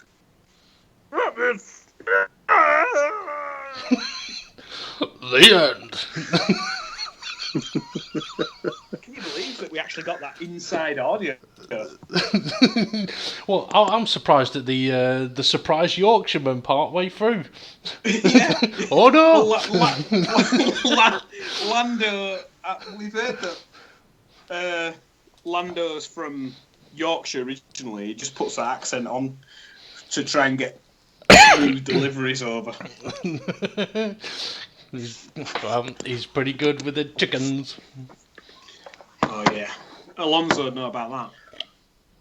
Now, admittedly, we did write that up a couple of weeks ago for pre-Melbourne, but there we go. We'll have to come up with something for the next one anyway. At least I got my sound effects ready this time.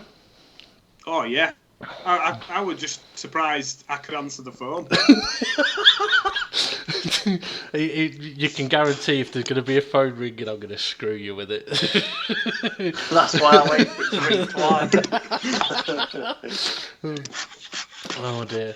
Anyway, Steve, I believe you mentioned something about news. Okay, yeah, I can do that now. Alright then. I'm actually going to make this into a little bit of competition, even though, to be honest with you, for some of these I don't know the answers, so I won't be able to give you a point on either one. Alright. So I'll take note of the answers that I know the answers of. But the ones that I don't know the answers of, we're just going to have to try and work it out ourselves. Basically, some news that I read over the weekend and also yesterday, and I'm like, is it or isn't it an April Fool's? So basically, you just got to tell me whether you think it's an April Fool's or whether you think it actually could be real news. Right. So we've already said about the one about Hamilton retiring at the end of the season. Obviously, that was April Fool's. But these are not just Formula One. Okay? So I'll start off with this one here. Philip Schofield to start a singing career. No, that can't be real. James? Is he straight? Or is he gay? Yes, I believe he is straight, yes. Would that make any difference? Drew plays straight, he no, sings. well, I'm thinking if he were a bit oh God, some of my driving. Fucking hell. I'm just looking at my driving, it's fucking awful. I would say I'd probably say he would probably start singing career. There's so much shitheads on ITV. Anybody on ITV's guaranteed a singing career, even if it means like a Christmas #1 or something shit like that. Didn't he do the stage production of? Yeah, so he has done singing. I was thinking that, but then I thought no, it was the guy from Neighbours, wasn't it? Probably him as well. But anyway, you're on about Jason Donovan. That's the one. The answer to this question, I don't know. All right. I don't believe it. I personally don't believe it. Anyway, next one. Jennifer Aniston, we all know who she is, pregnant with Brad Pitt's baby. Now that'd be interesting if she was, because obviously they were together, then they split up. He went off with, been with Angelina Jolie for a few years. They split up. Then he said he was going to keep himself to himself for a while. He was also with that other woman from Drive Angry. Oh, I know the one you're on about. I can't think of her name at the minute. Didn't want the whole thing with him and Angelina having a bit of a tiff. Didn't he have an affair with that Marion Cotillard, the French lady? She's in The Dark Knight Returns. The Dark Knight Rises, sorry. Oh, you want? They're in that movie together called Allied, and that's when they had an affair. I don't know. Well, this story, I don't know whether it is true or false, apart from it was released today and not on April Fool's. So unless somebody saw it, like a news company has seen it over the weekend and thought, oh, we'll write about that, and it's tagged on. I think one of the key bits is, which news outlet is it you've got this from? Because if it's the Daily Mirror... I can't remember, to be honest with you. Okay. I'll say it's fake, because we all know about it. I think it'd be fake. Quite possibly. Aston Martin to make a monster truck, and they're going to name it Project Sparta. Bullshit. I'm going to say true. Point to James. Vauxhall to build its first ever zero-emission clockwork car. Clockwork? What the fuck does that mean? You wind it up for 15 minutes and it'll cover 125 miles. I think that needs my bullshit logo that I'm gonna have to create a sound effect for. Yeah, we need Carl Pilkington to just fly in and go bullshit. Yeah, so zero emissions. Apparently, it's good for you to lose weight as well, because of obviously the amount of winding you have to do on it. Yeah, you have to wind it up, don't you? Yeah, it's a wind up. So yeah, you both get a point on that one. Yeah. The NHS to stop prescriptions of paracetamols and cough medicine. True. Well, this is the thing, right? I think that's true, but it came out in the morning of Sunday, the April the 1st. But I think it's true. I've never got it on NHS. I've always had to pay for it. Yeah. Paracetamols, only 30p. If you can't afford that. But I get it on my prescriptions with my other prescribed drugs, so it's added on. It's an added on, you know. But when I was reading about it, they were saying that if you were to just have paracetamol on a prescription on its own, the cost to the government is about 35 quid. Whereas, you can just go and buy it for less than £1. So I can believe it. I can believe it. Also heard on Sunday morning, pigs seen flying. Yeah. I said that to my manager the other day. He wanted breast. He said something like, "Oh, maybe we're gonna have a quiet day." Yeah. Bye. See that? Pig just flew past me. All right, next one then. Breast. There's going to be some new road signs warning drivers not to run over hedgehogs. Well, the thing is, I know there already is road signs warning about wildlife like that. Hedgehogs and foxes. Yeah, well, I always pay attention to stuff like that. What gets me is when you see a sign that says roadworks in progress, making a hedgehog tunnel. I'm thinking, how the fuck does the hedgehog know to go through the tunnel? Yeah, I mean, they don't. The reason why they don't do hedgehog bridges is because hedgehogs are scared of heights. Bullshit. Well, anyway, this is supposed to be a true story. So, moving on to the next one. The man who was stabbed in the back during a pub brawl returned to the bar to have another beer. The victim's knife was still in his back when he returned to the pub in Queensland, Australia. He went to hospital later.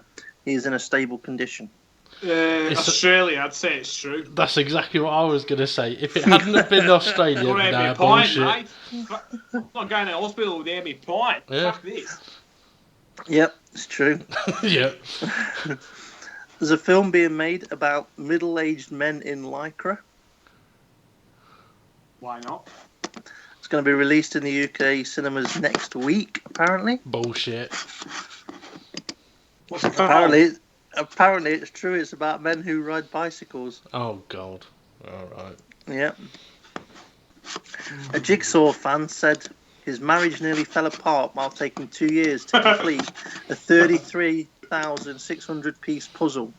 He worked on the 6-metre jigsaw for up to 4 hours a day. The ex-lorry driver said, "I nearly got divorced because of the time I spent on it." No, it's not long. I mean, I'm spending quite as much time as that on my racing league, so I'd say that's bullshit. I'd say it's true. Point to Dave. Oh, yeah. Oh. A homeowner in California has tried to ban Trump supporters from buying his house. Good on him. True. What do you reckon, James? True? Yeah, true, yeah. It is true. Mm-hmm. There's plans to name... The bloke that sang that song earlier, I think he might be a Trump supporter. Plans to name a bin after Nick Clegg have been scrapped. Manchester University Students' Union said the former deputy PM, will not be granted the honour of being made order of the bin. Good, he's a dickhead. But is it true? No. Here's a follow-up question then. Can an MP retire? Oh, they usually They normally get sacked. Resigned, don't they? Yeah, they usually get sacked or resigned. I'll say it's false. You're both wrong. All right. Well, just to let you know as well, MPs that want to retire don't actually retire. They can't. It's not possible for an MP to retire. Instead, they're made, I can't remember exactly what it's called, but it's like clerk of the something or other. It's basically just a bullshit title that means retired, but still an MP. So there you go. Go on then. All right, last one. A woman was fined nearly £1,100 for oil leaking out of her car. This again was... all of these, by the way, were news on Sunday. Oil out of a car. Well, to be fair, it's quite dangerous. I'd say yeah. I'd be tempted to say true, but I'm going to say false just to go opposite to James. Okay, it's true, and it actually goes on to say, it sounds like a ludicrous proposition, but in Chislehurst, a resident was taken to court by Bexley Council after not resolving the issue because it was damaging the road surface. She knew she had an oil leak, but wasn't doing anything about it. Okay, here's one for you then. Hang on, James beat you by 1 point. Oh, fucking hell. Come on! Well done, James. You got as many points in that than you did in last week's F1 predictions. Okay, here's one for you. Man to sue dating site slaghub.com after glory hole incident with his own gran. Oh. And what kind of... Because I've seen a few now.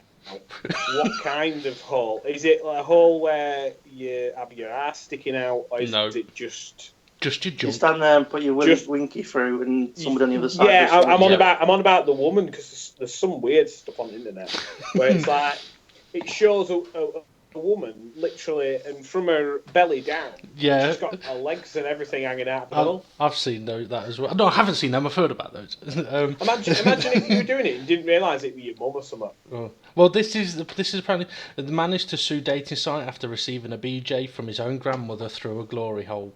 Sue the dating site. Don't fucking sort your life out. Just sue the dating site. To be fair, though, I think the story is false because it was from Sunday morning and it has got the mirror attached to it. However, here's one more for you. You were 18, not 80. Here's another one for you then. None raped me and then had my baby. That wouldn't surprise me. Steve's gone silent on this one. Oh no, I was just thinking. It's probably somebody dressed up as a nun. Well, all I can tell you is, when I went to the shop earlier to get some sugar, that was a headline on one of the papers. So it would appear to be true.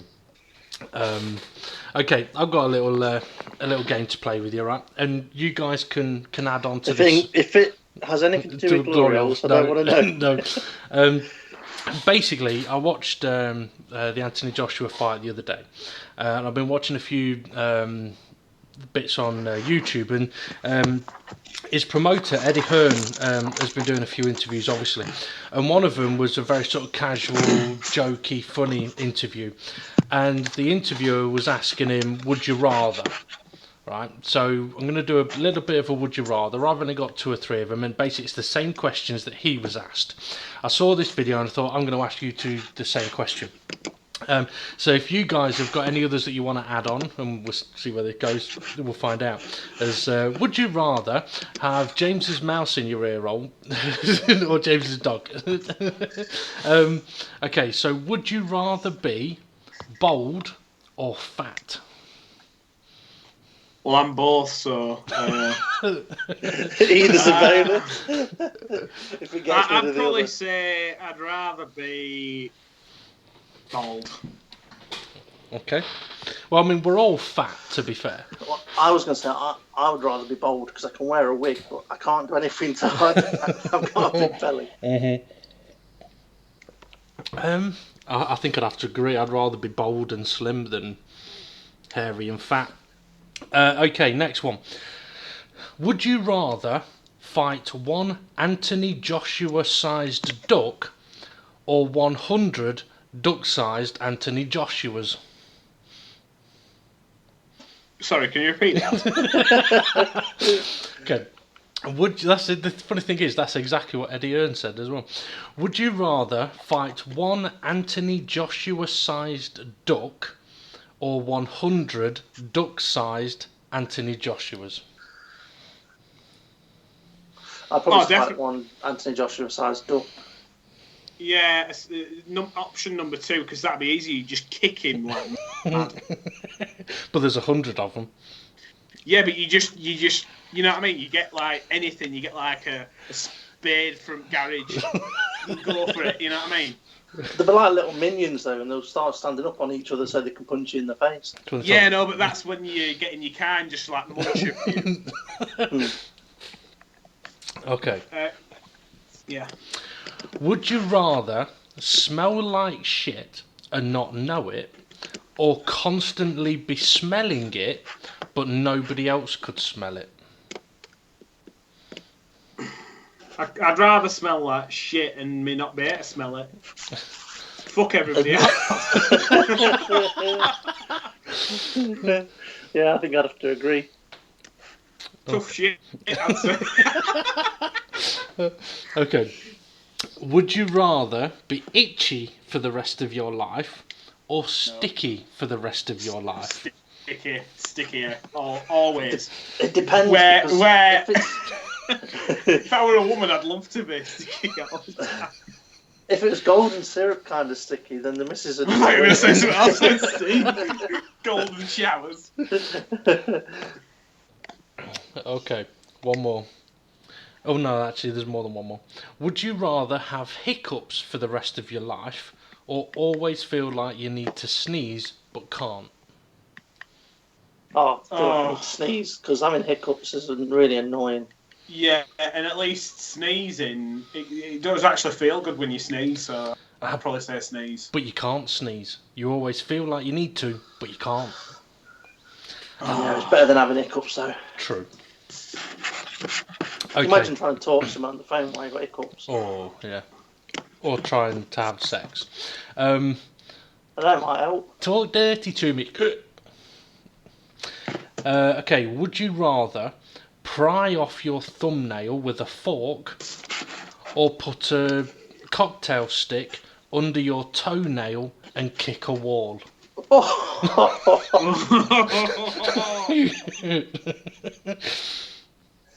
think it'd have to be the fork.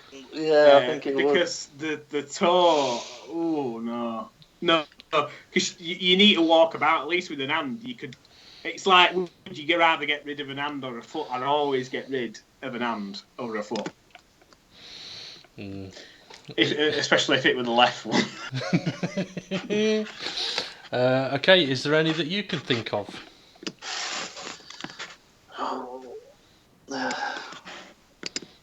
Would you rather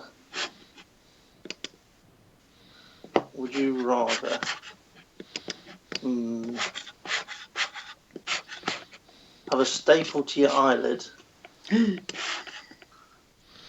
or pull all of your nose hairs out? Oh, Yeah, it'd have to be pull all my nose hairs out. I ain't got no problem pulling. It hurts, but you know what? I'd rather have that than a fucking staple through my eye. Bald lid. I didn't say eye, I said eyelid. Yeah, same thing. No, thanks. I'd rather not have a staple through me. You think of any, James?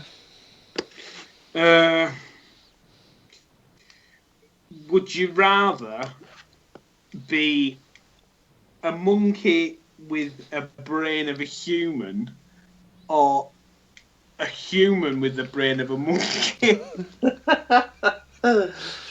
I think I'd rather be a monkey with a brain of a human, because then you'd be one special monkey.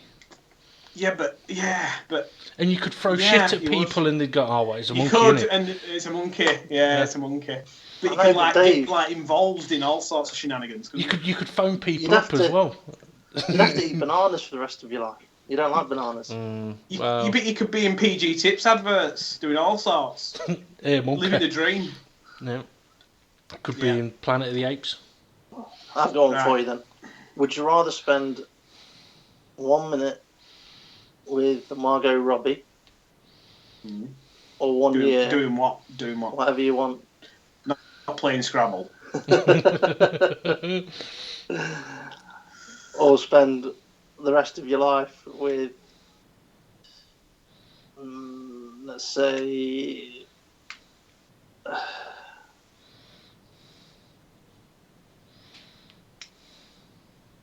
don't know. I can't think of someone.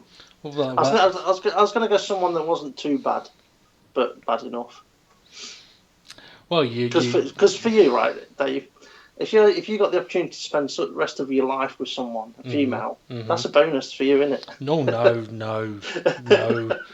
it's not actually.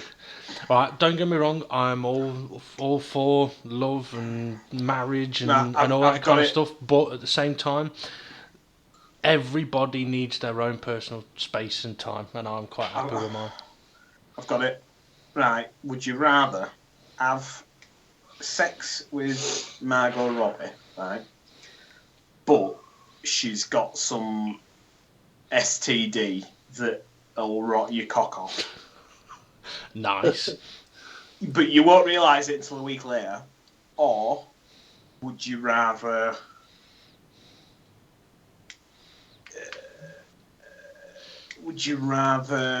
do it with Susan Boyle? Susan Boyle. I mean, you don't have any STD.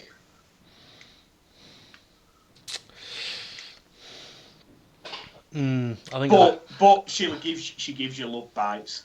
I think I'd have to say neither. And if it was actually, I was going to say neither, so I'd probably go, you know what, Margot Robbie. I've got to say, I think I would have. Yeah, I mean, she's lovely. What can you say? Yeah, I can't believe both of you said I got it, and then you struggled to come up with one. I knew Susan Boyle would come into there. It's because you try to think of a woman without offending women, you know, in this Alright. politically correct age. Would you rather have to masturbate 10 times a day while your fingers are up your arse, or never masturbate ever again? I bet after a while you get used to it. Well, I've never tried it. I thought James was going to say, "Well, I've tried it. It's not that bad." No, I think you'd probably get used to it, so I'd probably say the first option. Well, you can always say, "Well, it's good to check As long your as I've got prostate." plenty of Kleenex. I think we should end the would you rather's to make it down a route we might not like. I tell you what, James, you mentioned to us the other day that you were designing something. Am I? Yeah. You've designed two things. Oh, yeah, I was designing some. I was designing some Blu-ray cases because I'm sick of stuff that they produce for, home consumption and stuff like that. So, what are you showing any of them? I am going to. I thought I'd sorted them out, but I haven't. So let me get this right then, James. Yeah? This is for a situation where you have purchased legally a Blu-ray, but you don't like the Blu-ray cover. Yeah. So you are changing the Blu-ray cover first for your own purpose. Pretty much, yeah. So I'm not breaking any law. You know, I can do what I want. All I'm doing is I'm just making my collection of Star Wars movies a bit more unique to me. I think what it is back in the day, when the special editions came out on VHS, I don't know if you remember the box. Have you managed to show any of the images yet? I'm just getting one of them ready now. If you get the one that's for episode 4, A New Hope. Yep, that is showing. Right. So you see Darth Vader there. I remember the VHS box set, and it was pretty much one half of the sleeve of the original trilogy with Darth Vader's helmet in that sort of diagonal shape. And then behind the helmet, it was like gold. And you sort of pulled the box open, and I think part of the appeal to the movies was the presentation of the box. It always just stood out to me as like a proper quality collector's item. I think I might have damaged it to bits, just through repeat viewings like every single day. And in a way, I kind of wish I might actually track it down on YouTube because the actual packaging for that VHS were amazing.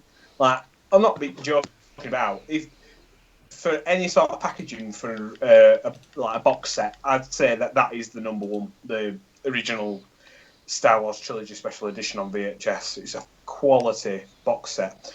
But the stuff that they produce now is just so crap. It's like, all I can say is it's like really, really bad Photoshop work.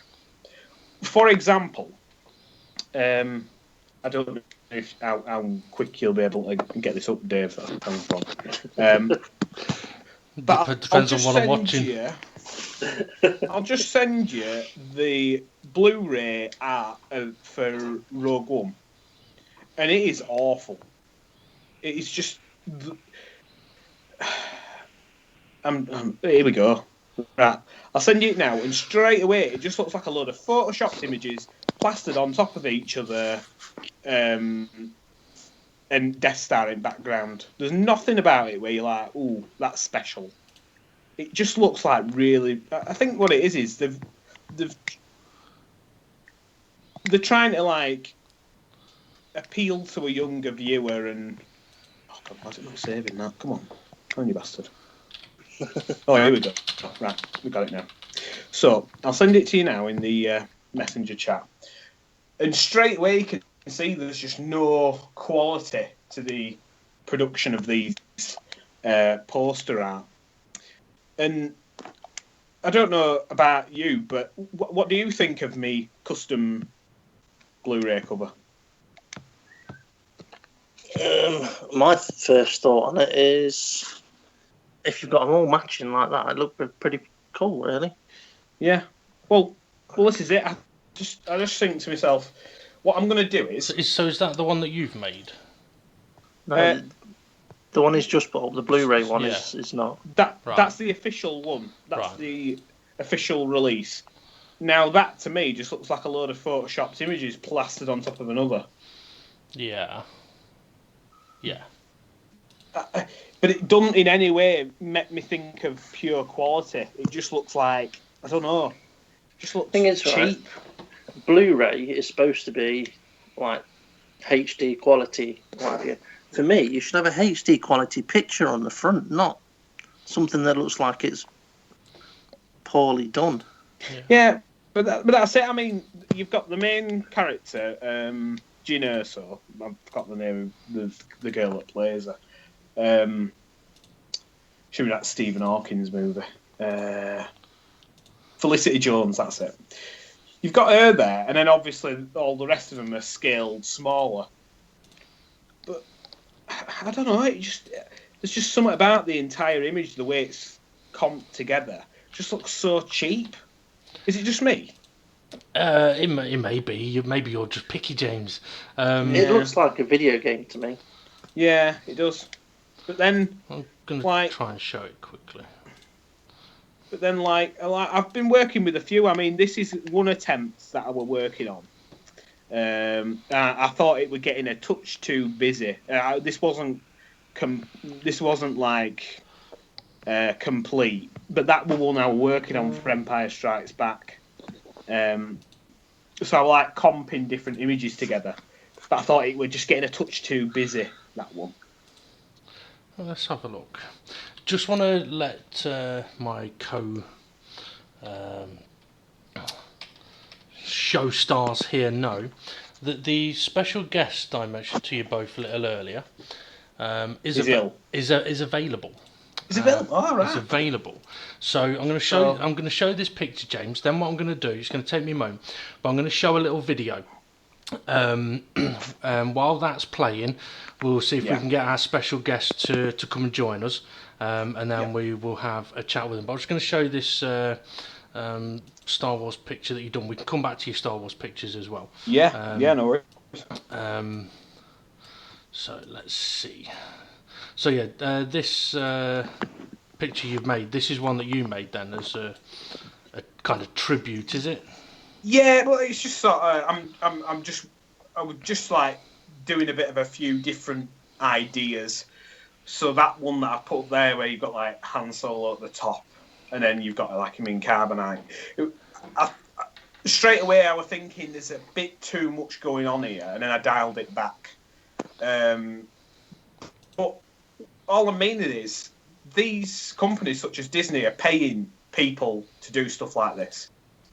And they must be paying them a fair whack to actually get it on their for that product to then be sold worldwide. And for a fan that's just like, I'm not a fan of what they're producing, I'm going to go and create something of my own. It's a bit like...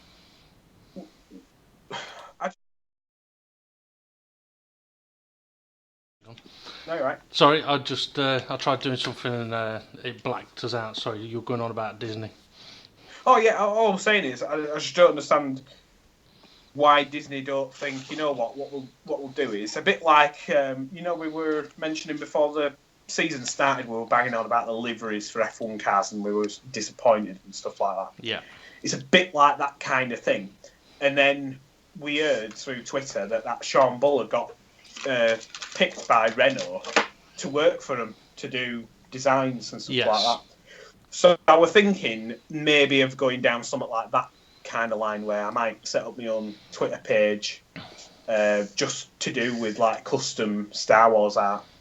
and just see what happens. But I personally think there's so much good stuff out there, but it's just not getting picked because it's too, Yeah. Unfortunately, artists today are charging crazy money. That is true. Okay, we're going to come back to this in a few moments' time, because to show the video, I need to do something which is going to stop us being broadcast. Well, not broadcast. The live stream will still be on, but the viewers will only see a black screen for a moment.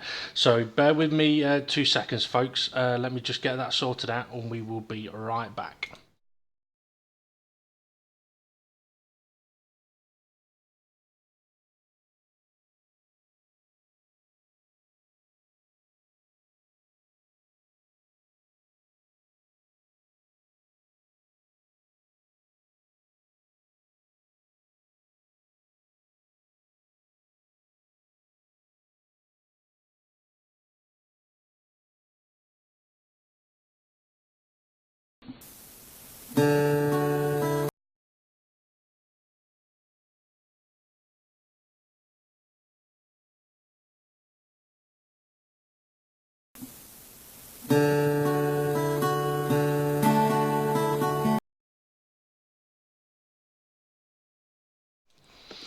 Okay, and we're back. And for anyone that was looking at the screen or may have just been listening, would have heard a sneak preview of the video that I'm going to be showing. So I'm just going to be rude and take James's picture off. Now, you know how we've done How a Man Does, all right? Well, the video that I'm going to show is how a man closes his eyes for 6.5 minutes and makes an absolute tit of himself. I will send Steve and James a link of it as well. Steve will have seen it before, but I am going to put it on for the viewers just to show as well. I'm not afraid of embarrassing myself. So folks, this is how a man closes his eyes for about 6.5 minutes and makes a twat of himself. Enjoy.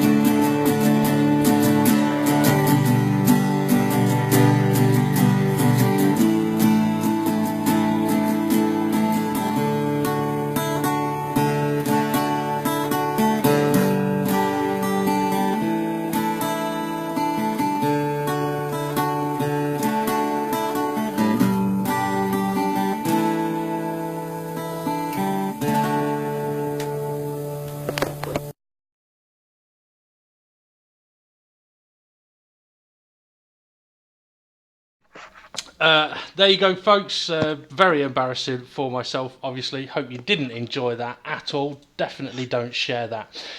Okay, we have, and I'll tell you what TV first. Our first special guest ever on the show. I do also have another one lined up, but this special guest is someone that I'm very pleased we've been able to get on.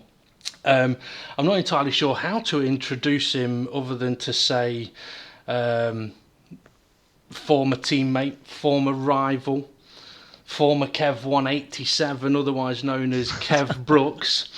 I think the only way I can really introduce you, Kev, is in the form of Finding Nemo. So, Kev, where the fuck have you been? Hello again, everyone. Good to be back. Is it? I don't really know where I've been, to be honest. Where have you been today? I've been in someone's house fitting a new boiler today. You said earlier before we came on live that you've been up for 48 hours. Was she good? Hang on, the story about the glory hole wasn't you, was it, Kev? No. That's all right then. No. I don't know. I just had a break. Yeah. Had a few things I had to deal with, so I thought I'd have a break from racing. And in other news, I bought myself a house as well. Ooh, So, congratulations. Yeah, I've been pretty busy. I've got a serious question though for you, Kev. It seems like my teammate has pulled out of front row racing and I need a new teammate. Are you willing to make a return? I can't. I've not got a PlayStation anymore. So will you be making a return to any kind of racing? Yeah, I'm trying to get into the R Factor series, R Factor 2, with the one and only Mr. Dave Paling. Don't know who that knobhead is. Knobhead is. Yeah, he's showing me the ropes at the moment, and I can definitely say it is bloody difficult. Mm-hmm. So the next important question is, when was the last time you shit yourself, literally? I tell you what, it wasn't actually that long ago.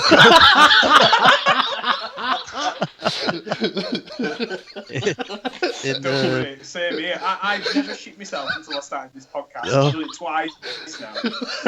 I bet you've never done it. I bet you've never done it in a customer's house. Hang on. Let me get this right. You're a plumber, you fit bathrooms, yeah? Yeah. Toilets, and you shit yourself. How did that happen when you fit toilets? Some dodgy chicken the night before. It must have been that Lando Donzo's delivery. Yeah. Oh, fucking hell. No, it's this. I was in his customer's house. You must have been in his kitchen, in his bathroom though, surely. I was walking up his stairs. I was on my way there, I just didn't quite get there.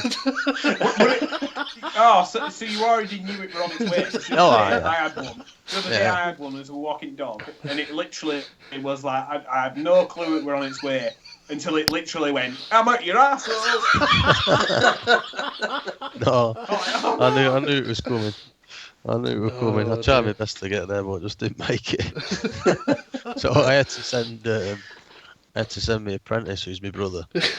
I had to send him home to get some pants. I was in one of them situations where you daren't walk in case of spreading it out.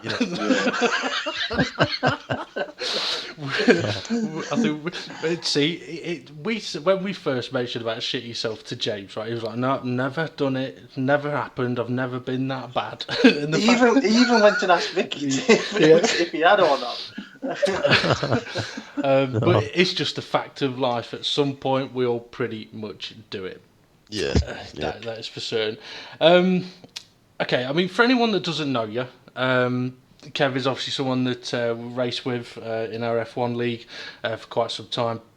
Has taken a sabbatical, has come back, as he said, into R Factor 2, into Formula Sim racing, where it's turned out to be a bit of a challenge. I mean, I was just going to sort of quickly ask you, Kev, I mean, for anyone that's been listening to our podcast that's heard me mention about driving on PlayStation compared to driving on PC Simulator. Obviously, you had a bit of a break, but I'm just wondering if you'd be able to say what sort of differences you've noticed in the few weeks that you've been on R Factor. Yeah. Basically, if you can get the car around the lap consistently, that is an achievement in itself. Well, if you can get the car around the lap, that's an achievement. Yeah.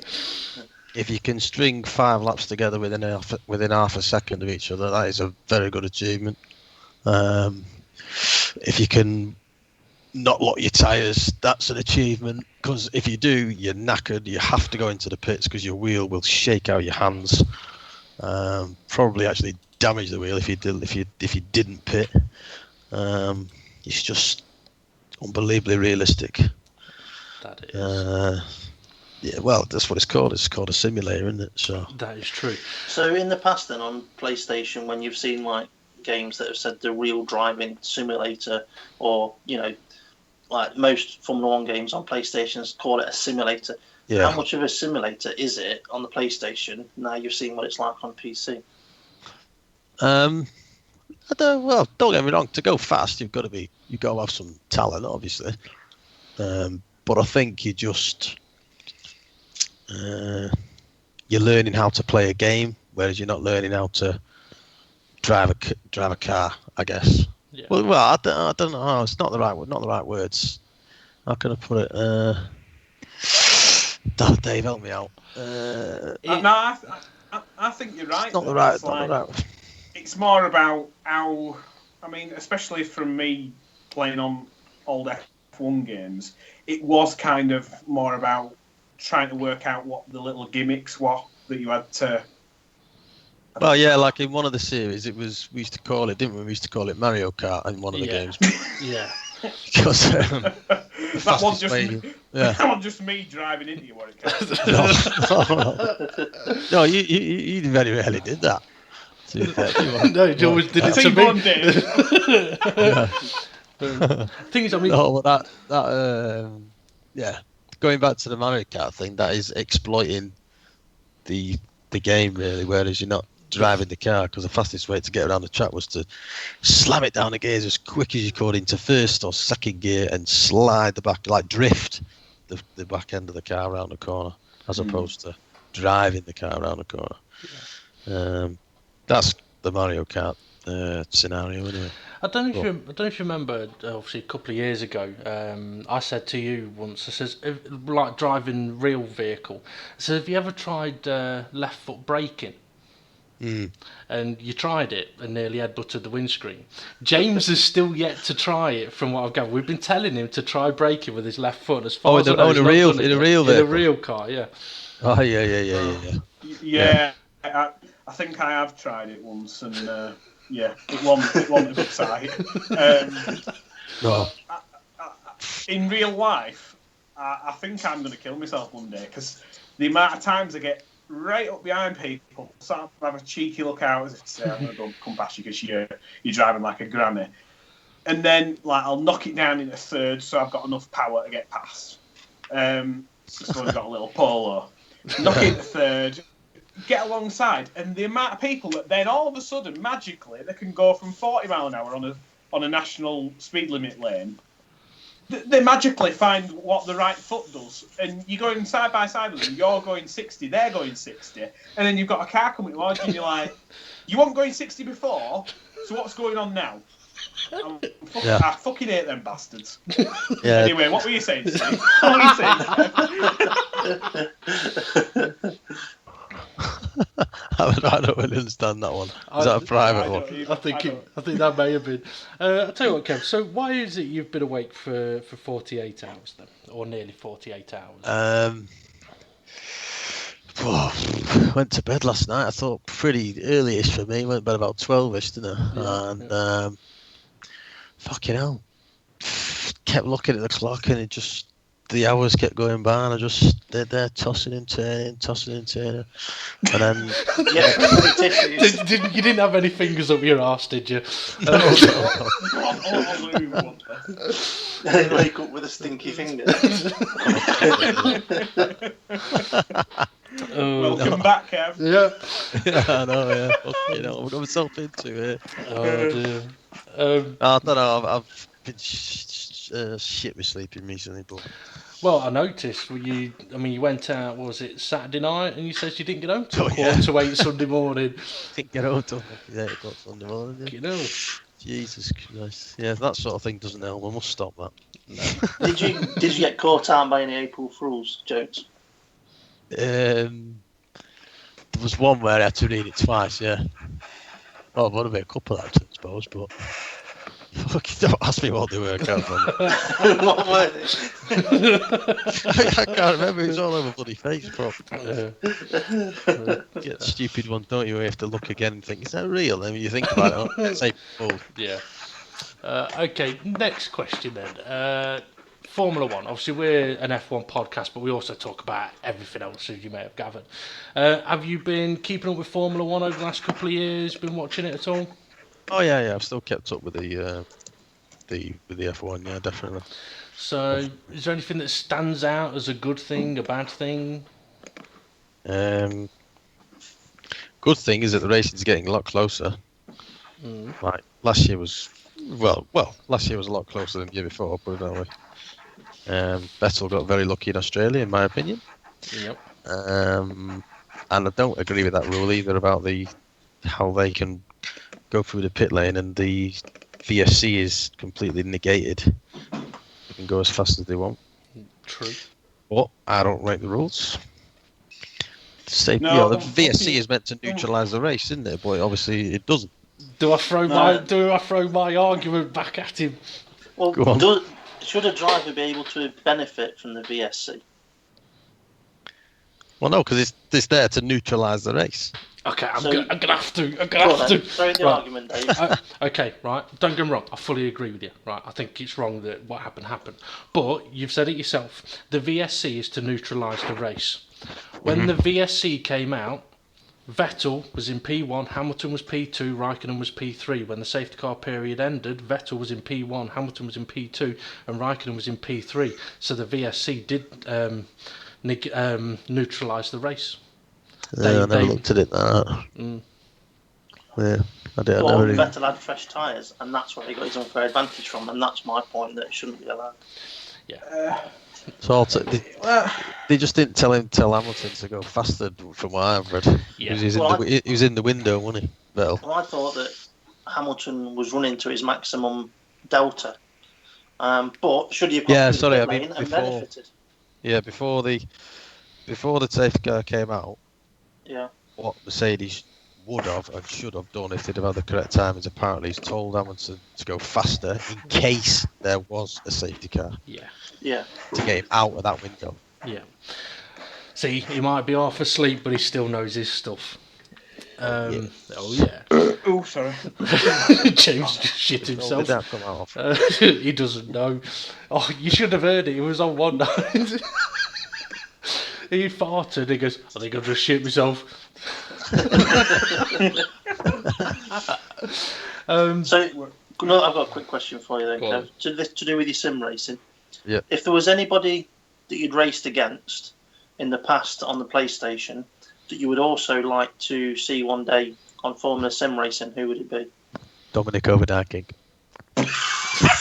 Ooh. Why?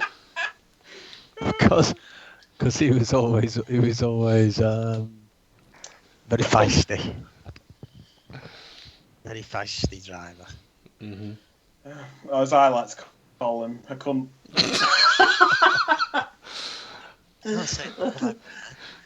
We can say anything we like. I'm saying nothing. I'll keep the peace. You probably will watch this one. Yeah. I mean, the thing is, it is such a challenge. It really is. I know a few people that have tried to make the transition, and it's not been easy, I must admit. I found it extremely difficult to make the transition. And, some people will make the transition and it won't seem that bad. Others, it could be very, very tough. Excuse me. I was going to say something else then. I completely forgot what it was. Then anyone got any other questions for Kev? Anything else you want to grill him about? When do you think we're going to see you on track in Formula Sim racing? Well, I've got to do an academy race to prove that I can drive, basically. Are you fucked then? Yeah. So probably never. No, but seriously, when I've done that, then I can pay for the license. Apparently, Cool. it's all very complicated. It's all Yeah, very complicated. this is it. I'm I'm a bit jealous, but at the same time, I'm a bit like, what exactly does it all entail? Because I haven't really quizzed Dave about this. Well, if you're winning races, you are bloody good. Yeah. Bloody good driver. Cheers, Kev. No, but what I mean is, how much do you have to pay? Like, Oh, I think it's only about 20 quid, isn't it, Dave? Yeah, the license to be able to race is 20 quid for the Pro and Ace divisions. The World Championship is a little bit more. But to be honest, to be in the World Championship and compete, you've basically got to do every single lap within 1/10 of each other to be having a chance of winning. If you can't do that, you're not even going to get close to winning. It is so competitive, it's unreal. I mean, to put it into perspective, the likes of Stoffel Van Dorn have gone through it, Bono Huis, Morgan Morand, they're names that you guys may not have really heard of, but in the sim racing world, they're kind of gods. And aliens, yeah. Rudy Van Buren, who won McLaren's World's Fastest Gamer, has raced in there. It is ridiculously competitive. Now, the game itself, I'm trying to think, I think it was about 50, 60 quid, but it's a lifetime license you get for the game, so once you've paid that, you don't have to pay anything else. So cost-wise, it's not too bad if you don't factor in having to get a PC. Yeah. What about... That's a biggie. Yeah. Once you've got the PC, and you've got the game, and you've got a wheel, how much hassle is it to just switch on and play? It's a lot. It's a lot because you can't afford the electricity bill because you forked out for the PC in the first place. Yeah. Right. What was the question? Is it as easy as just switching on and playing? Oh, fucking hell, is it bollocks? No. Well, no, it is once you've set it up for the first few times, yeah. Yeah. But Dave would give me about, I don't know, about an hour tutorial or something, didn't you, changing settings and shit. Oh, and has David sent you the BMW Judd? Yes. Yes, I did, yeah. And what did you think to it? I have driven it once around, I think it was no, that's France. What's the Turkey one called? Hungaroring. Oh, Turkey? No. Hungary? Budapest. Turkey. Turkey. Magyar Madigadgadic. No, that's Hungary. It's the Scotty Turkey dog one one. with the three left-handers, triple left-hand. Oh, what's it called? It's going to bug me. I can't remember either. Anyway, can you do an impression of the BMW Judd?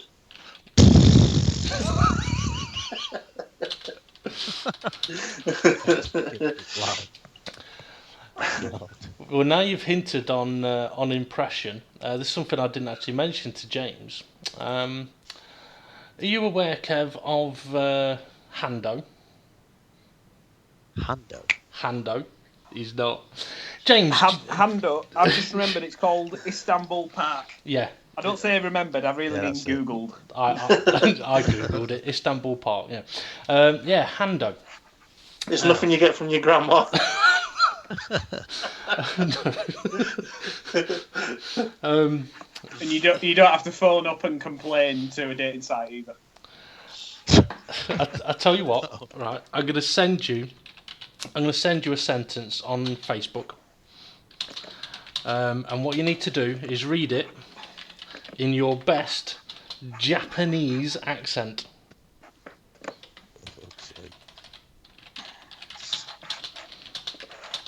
So, I've sent you this sentence, so all you need to do is try and say that in your best Japanese accent.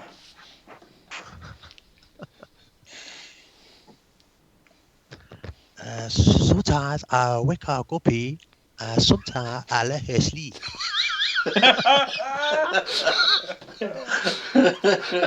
It's not bad. It's not bad. It's not bad. He could be the fourth member of Hando. He could be the apprentice. And if you've no idea what Hando is, don't worry. I'll send you a link. Hando have big battery. Battery. With a lot of power. We're not racist. Is that racist or races? Racy. We not racy. I still don't know what to say. We're not racist. We're racist. Yeah, and Kev sat there thinking, okay, I think these guys have gone fucking mental. We're not had mushrooms. What was that? Why don't I do it? No, I said I know you don't drink, but I'm not sure about the other two. I don't drink much. Bullshit. No, I'm a sober guy constantly. Yeah. Yeah. Last time I had a drink I'm was not- Sunday. I'm not a fan of drinking, and whenever I go out, it's always pint of Coke with no ice, because the ice sort of waters it down. And, no. Gives you diarrhea, especially if you go abroad. Oh, exactly. Yeah. Oh, no thanks. I'd rather not have that. No, I must admit, drinking, don't do it. I think I had 2 pints on Sunday for the first time since Christmas. And when I told that to someone the other day, they thought I was mental. But yeah, it's just drinking isn't something I really do. The last time I had too much to drink actually was during a podcast when I had 3 pints of Baileys. Pints of Baileys? Yeah. Pints of Baileys? It helps me put up with these two. What's that, like a bottle? It was almost a bottle because it was a big bottle. Fucking hell. Just don't tell the missus because it was a bottle. It's still in the fridge, empty. you put an empty bottle back in the fridge? Yeah, she won't look at it for another month or 2. Bloody hell. A pint of Baileys. Hint of possibly having a drinking problem there, Steve. No, I only do that once every now and again. It's a bit like Aid Edmondson when he says, I haven't got a drinking problem, I've only ever been drunk once, it's just lasted 20 years. Sounds familiar. Yeah. I'm just wondering whether we get Kev to have a bash at the predictions, for this coming weekend's race. Oh, aye. Go on then. So, okay, I'll tell you what, Kev. Right, we've all made some predictions for the upcoming race. Right, so we'll get you to make yours as well. I'll just create a bit of space on my piece of paper. So, for the Bahrain Grand Prix, who do you think is going to get onto pole position?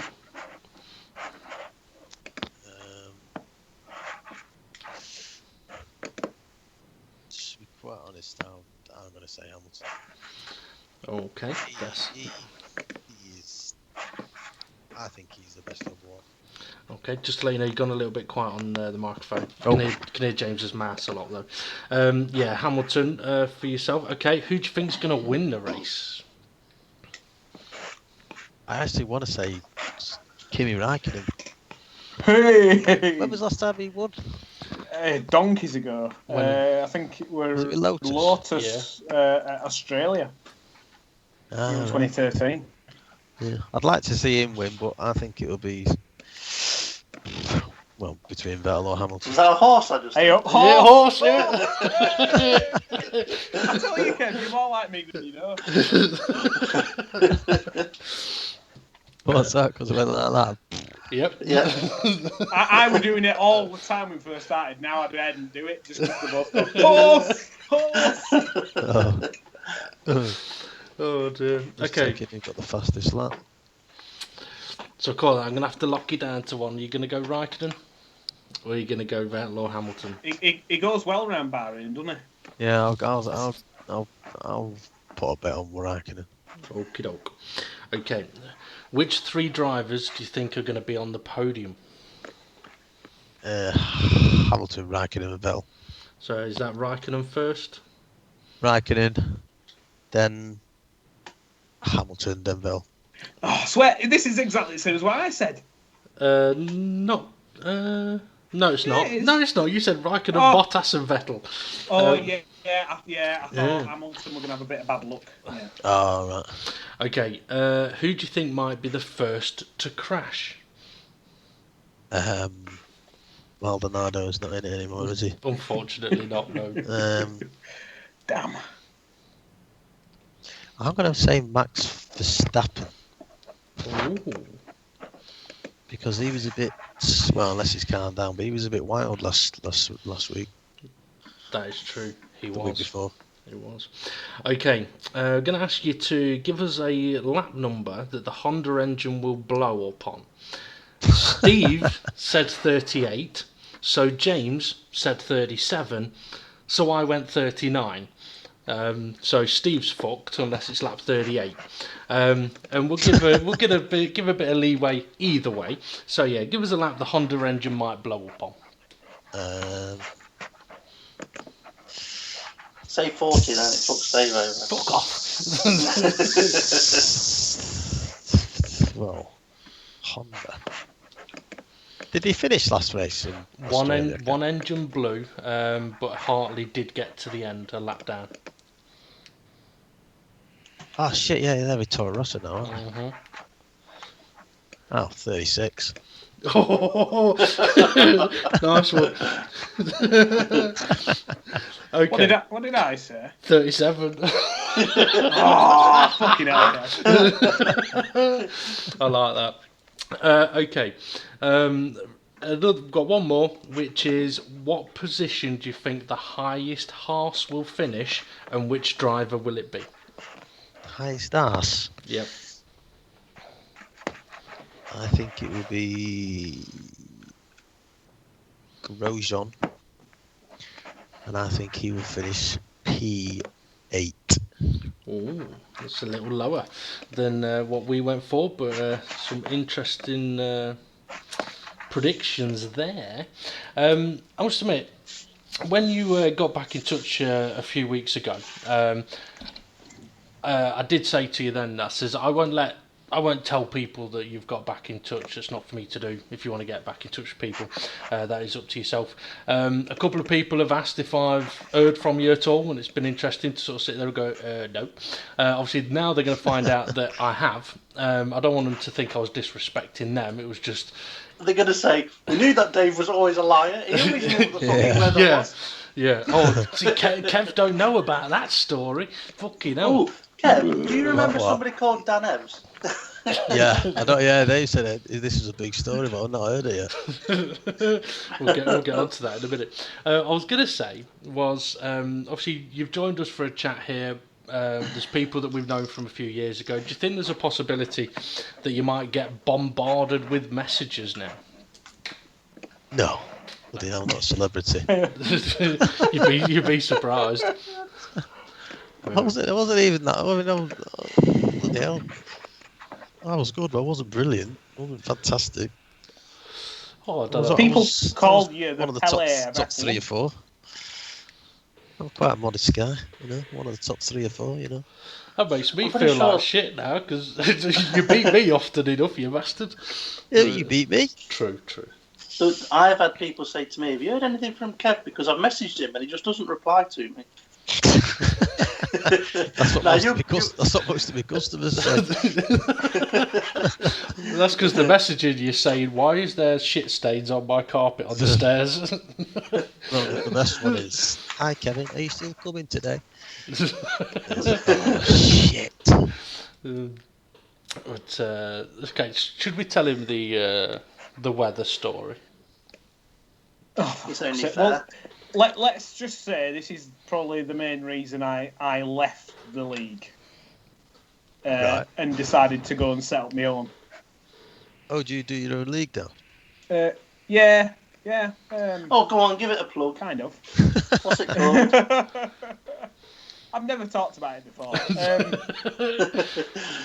It's a bit cheeky, but it's called Forever Relentless Racing. You had to look then, didn't you?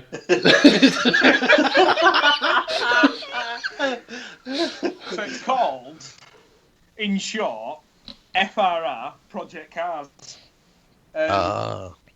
So, been a bit cheeky there, but at the same time, I redesigned the logo.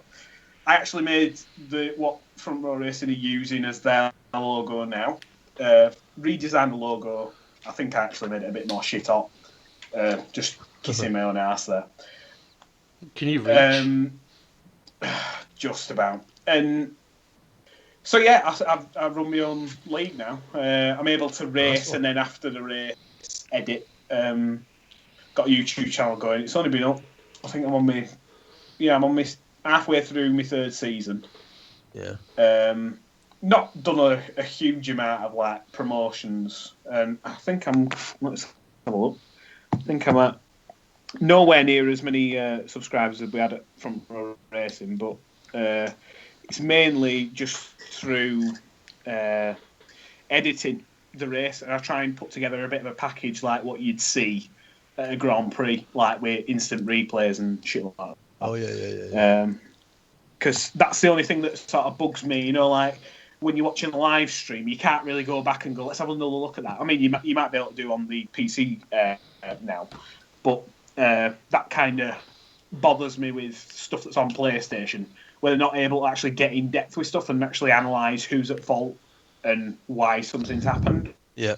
A lot of the times, the things that frustrate me, especially on like a lot of PlayStation esports championships, is where it's just like 5 cars will crash in background. You've got no fucking clue who they are. What, you know what I mean? Who's at fault? Don't know.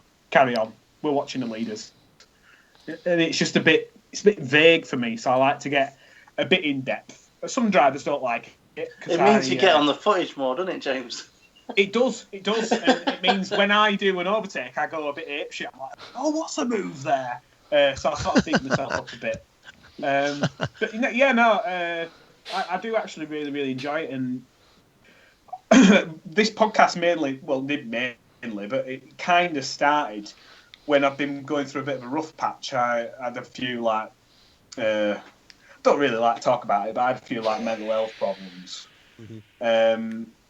And in a way, this podcast has been quite good in terms of like sorting my head out. It's just ruined your arse, though, hasn't it? It's ruined my ass. And that's just Steve. But yeah, no, I do really, really enjoy it. And the more and more I speak to like Dave and Steve about stuff, the more how can I say? The more efficient it's getting. I was getting a bit OCD with the amount of editing I was doing, and it was taking like an entire week.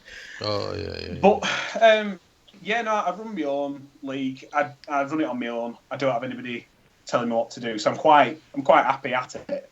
But it's always good to, if I have a tricky situation, to be able to talk to Dave and Steve about it. But the thing that Dave's about to talk to you about now, part of Front Row Racing, was the main reason why I left, because it was just an utter fucking joke. But it wasn't. So it wasn't necessarily that it was the league was a joke or anything. It was. It was certain people that was really winding me up. Yeah. Well, basically, the aforementioned name. To be honest, I should have banned him months before. I'm sure I said ban the bastard. Yeah. I should have done. I should have just banned him months and months earlier. But I kept giving him another chance. Anyway, cut a long story short. Obviously, James was running the Project Cars League in FRR at the time, and I was doing the broadcast for him. That's all I was doing. I was doing the broadcast, doing the commentary. Now, when it came to the weather, I never knew what the weather would be. There was only me that ever knew. There was only James that ever knew. But what he would do, on a Monday, we'd put the information of all that week's events. So like the F1 World Championship, World Series, all Project Cars. And on the Project Cars bit of info, James would put whether it's lovely sunshine or there's a chance of rain, or there'd be some kind of comment like that which would hint at, look, it might rain or it might not. So it was just sort of a bit of a guide of what the weather might do. So anyway, we do the last race of the season. It's a championship decider.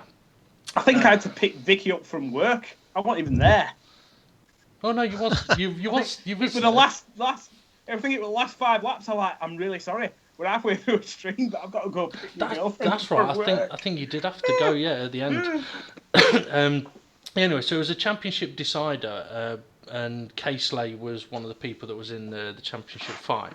as well as somebody else. I can't, It's not Michelin. Mr. Biscuits. Yeah, Michelin. yeah, that's it. Yeah. Fucking Michelin dick. So anyway, the race is on. It was at there was a track that you used to really like. Nürburgring GP. Oh right, okay, perhaps not that one I was thinking then. But anyway, the race was going. It was lovely and sunny, and then all of a sudden, as the race went on, the weather turned. I think it will last 4 laps of summer. Yeah, the weather turned. It started raining. The rain came down, and it affected a couple of people in the race. It affected the championship because some people were able to drive through it, and some people struggled. Because if your car was too low, for example, when it rains, you struggle. So anyway, after the race is finished and all done and dusted, later that night and the next day, getting accused of telling Casely what the weather was going to be without telling anybody else. And I'm like, I don't know what you're on about. I've not told anyone what the weather was going to be. I didn't even know what the weather was going to be. But the weather is on the post that was posted last Monday. And I went and checked whether it said on there that it was going to rain, and it did. So I pointed that out to them, and then I was accused of editing that post to cover my arse over the fact that I had told Casely that it was going to rain so that he could win the race. And that went on and got worse and got worse and got worse, and he started making videos of proving that I was lying and I was corrupt and all this kind of stuff, and it was an absolute disgrace behaviour. Well, because I mean, we're not getting paid we wasn't getting paid to do anything. We were doing it off our own backs. We had no interest in who were going to win the championship. All we were interested in were good, clean, class action on track. And then to be accused of wanting somebody to win a championship over another person in the most pathetic way possible. Fuck's sake, what a pile of wank. I just even think about it, man. Yeah. So that was mainly Dano saying all that. Oh, yeah. Because it was his mate that potentially could have won the championship if it didn't rain. Oh, see, right. Yeah. But what I don't think Dan quite fully understood was, let's say, for example, I did want Casely to win the championship. It would have needed somebody to finish between Casely and this other guy, and the only other person that was really close to their pace was Dan. So if I was going to help Casely out, I would have helped Dan out to get him into the position that he would have needed to be in. I mean, it was just absolute. I mean, I created a video showing the proof of, look, the post has not been edited, blah blah blah blah blah. There was other people saying, well, hang on, the weather was on the post last week, and it snowed. I ended up getting messages off his missus. It was fucking ridiculous. Get messages off his missus? Yeah. Jesus. Saying how much he loved racing in the league, and that we've now ruined his opportunity to have his one night of fun on his racing game. Bloody hell. Don't be a dick. Do you know what was really annoying though, Kev, about it, right? And I'm pretty sure at the point when you left, there were some times when Dan would practice be in a practice session with you and me and Dave and I think Casely was my teammate at the point when you left. I can't remember. But Dan was doing a lot of practice with us at this point in time. And I was forever trying to... what's the right word?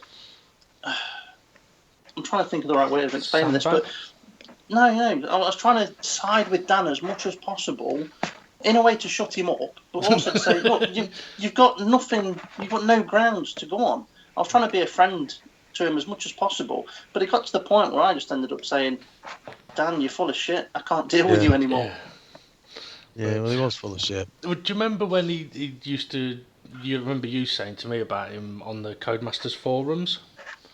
Yes. He started going like that with me. Oh, did he? Oh, yeah. Yeah. I mean, he even took it further, from what I know. Started making personal claims to like benefits agencies and stuff like that.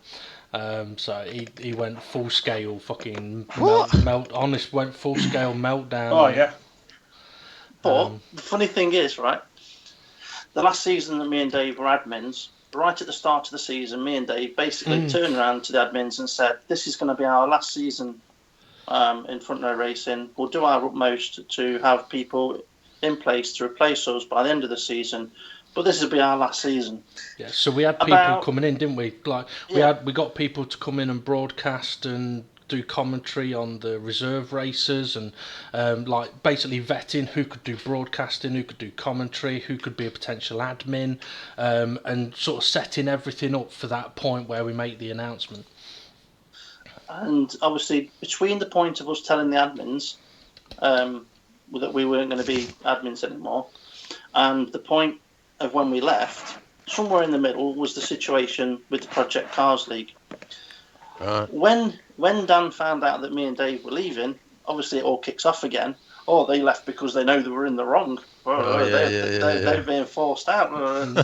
There was enough proof that we had already said that we were going to be leaving at the start of the season. But Dan even asked if he could have his position back in the league because me and Dave weren't involved in it anymore. And obviously the admins were like, no. Yeah. You can see why I didn't tell you about this a few weeks ago. You imagine if I'd have bombarded you with this on the first time we were speaking again. Fucking Jesus. Because, I mean, I know that, I mean, when we were racing together, it at times it did feel like there was a lot of politics going on. And sometimes the people was complaining and moaning. It'd get to me, and if I was talking about it, it'd get to you. And if it's getting to you, it affects your driving. I mean, it's a little bit like. I mean, I'm going to tell this story, but I mean, like I told Steve the other day, we talked a little bit about how like difficult R Factor is to do. I mean, me and you, we were on R Factor trying to learn something the other night. I think I was on it for about 7 hours. I think you were on it for about 4 or 5 hours. And we get to the end of the night and it's like, okay, so I've been on 7 hours and I've gained 1/10 of a second. Yeah, that's gospel truth. Yeah.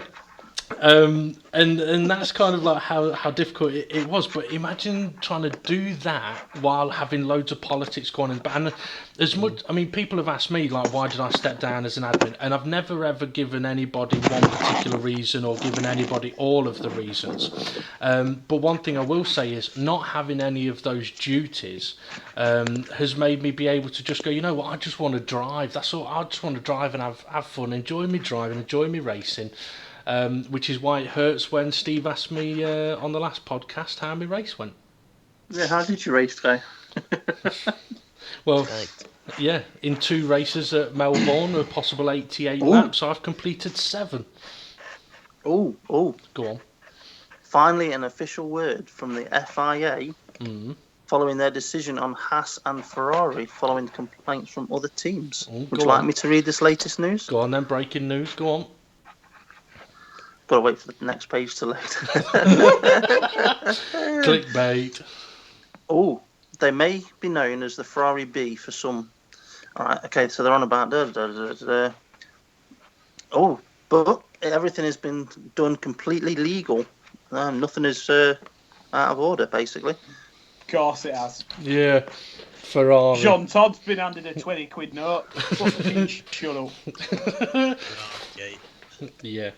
But do you know when you look at the front of the Haas and the front of the Ferrari, they've got exactly the same nose cone. Right at the front of the nose, the noses on both cars are absolutely identical. And I don't think there's another nose cone throughout the whole grid that are exactly the same as that. Okay. Well, the thing is, I mean, Dave the Harp, who's listening in, by the way, Kev, Dave Harper's just commented saying they've done. Yeah, Dave. Yeah. He did comment a little while ago saying, hello Kev, nice to hear from you, and then also went on to say, is that Kev's arse still on form, is that Kev's arse still on form? It must have been when you did the horse. But yeah, Dave said they've done nothing illegal. Now, that's a comment which, okay, they've done nothing illegal, but does that mean that they have done something? It just turns out that it's not illegal. No, it won't surprise me. It's fucking Ferrari, isn't it? Possibly. They'll do all to Could be stop the case. Yeah.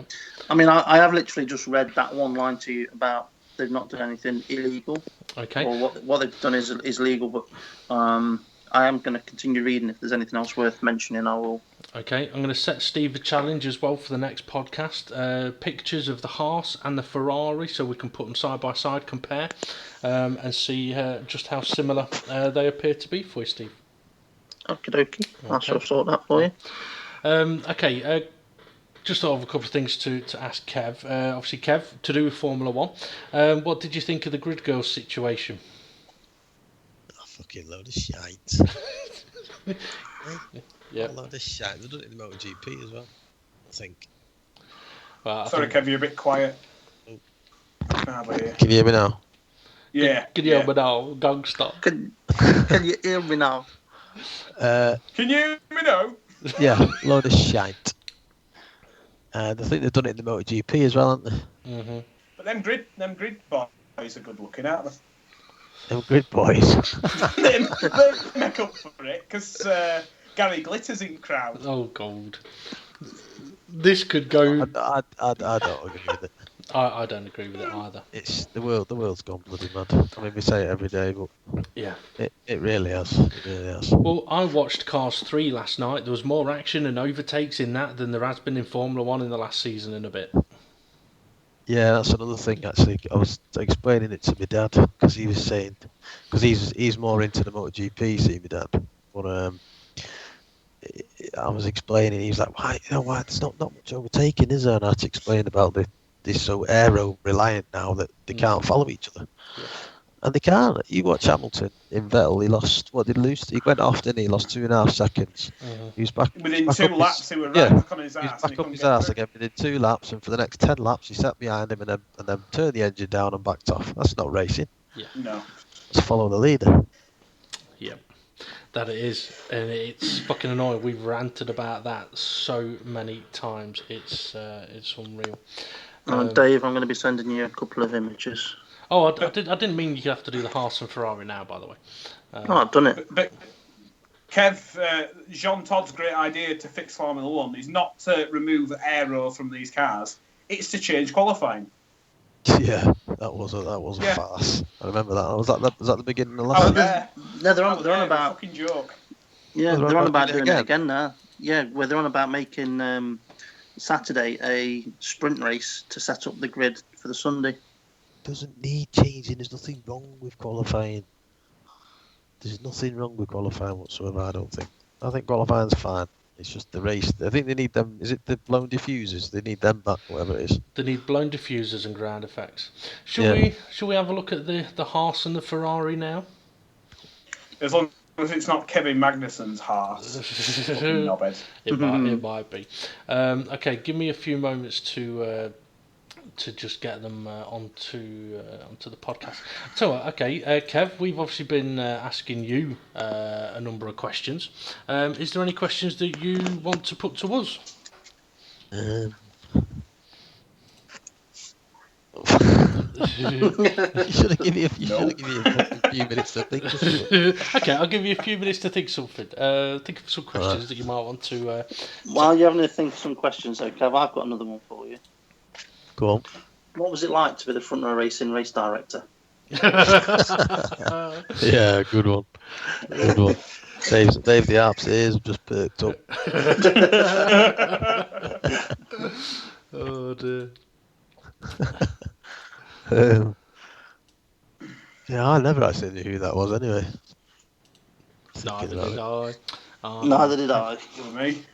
It was me. Was it you, James? What it balls. Oh, the amount of shit I got for and you. a band half at drivers just for being knobheads. James, you should tell Kev about that driver who accidentally went the wrong way in your league. Fucking hell. Oh my god. We're at the end of the first championship, right? It's all going down the wire. There's 3 drivers within like 5 points to take the title. And these 3 drivers are like in the top like 5 positions. And it's like lap 3 or something like lap 1 or 2 or something like that. And I think I won in the title fight, but I think I was positioned in about P3 or something like that. And there's 2 drivers in front of me that are both fighting for the title. comes up towards this corner, and obviously I'm in the race, and then I save the race replay, and then I do all my editing afterwards. And I'm able to watch off-board like you would on a live stream. In the race, I'm coming round one of the corners. What I see track a was fucking it? car. It were... Indianapolis road course? Yeah, what it? Was it Daytona road course? Where did Alonso race? I think it was Daytona. So, turn 1 at Daytona on the road course, if you outbrake yourself, you can actually cut half the racetrack. And this guy, right, outbrakes himself at turn 1, locks his front left brake, the entire car goes into a massive flat spin, and he ends up facing what... This guy must have been really shit to not realise he was going the wrong way. But he ended up facing the wrong way.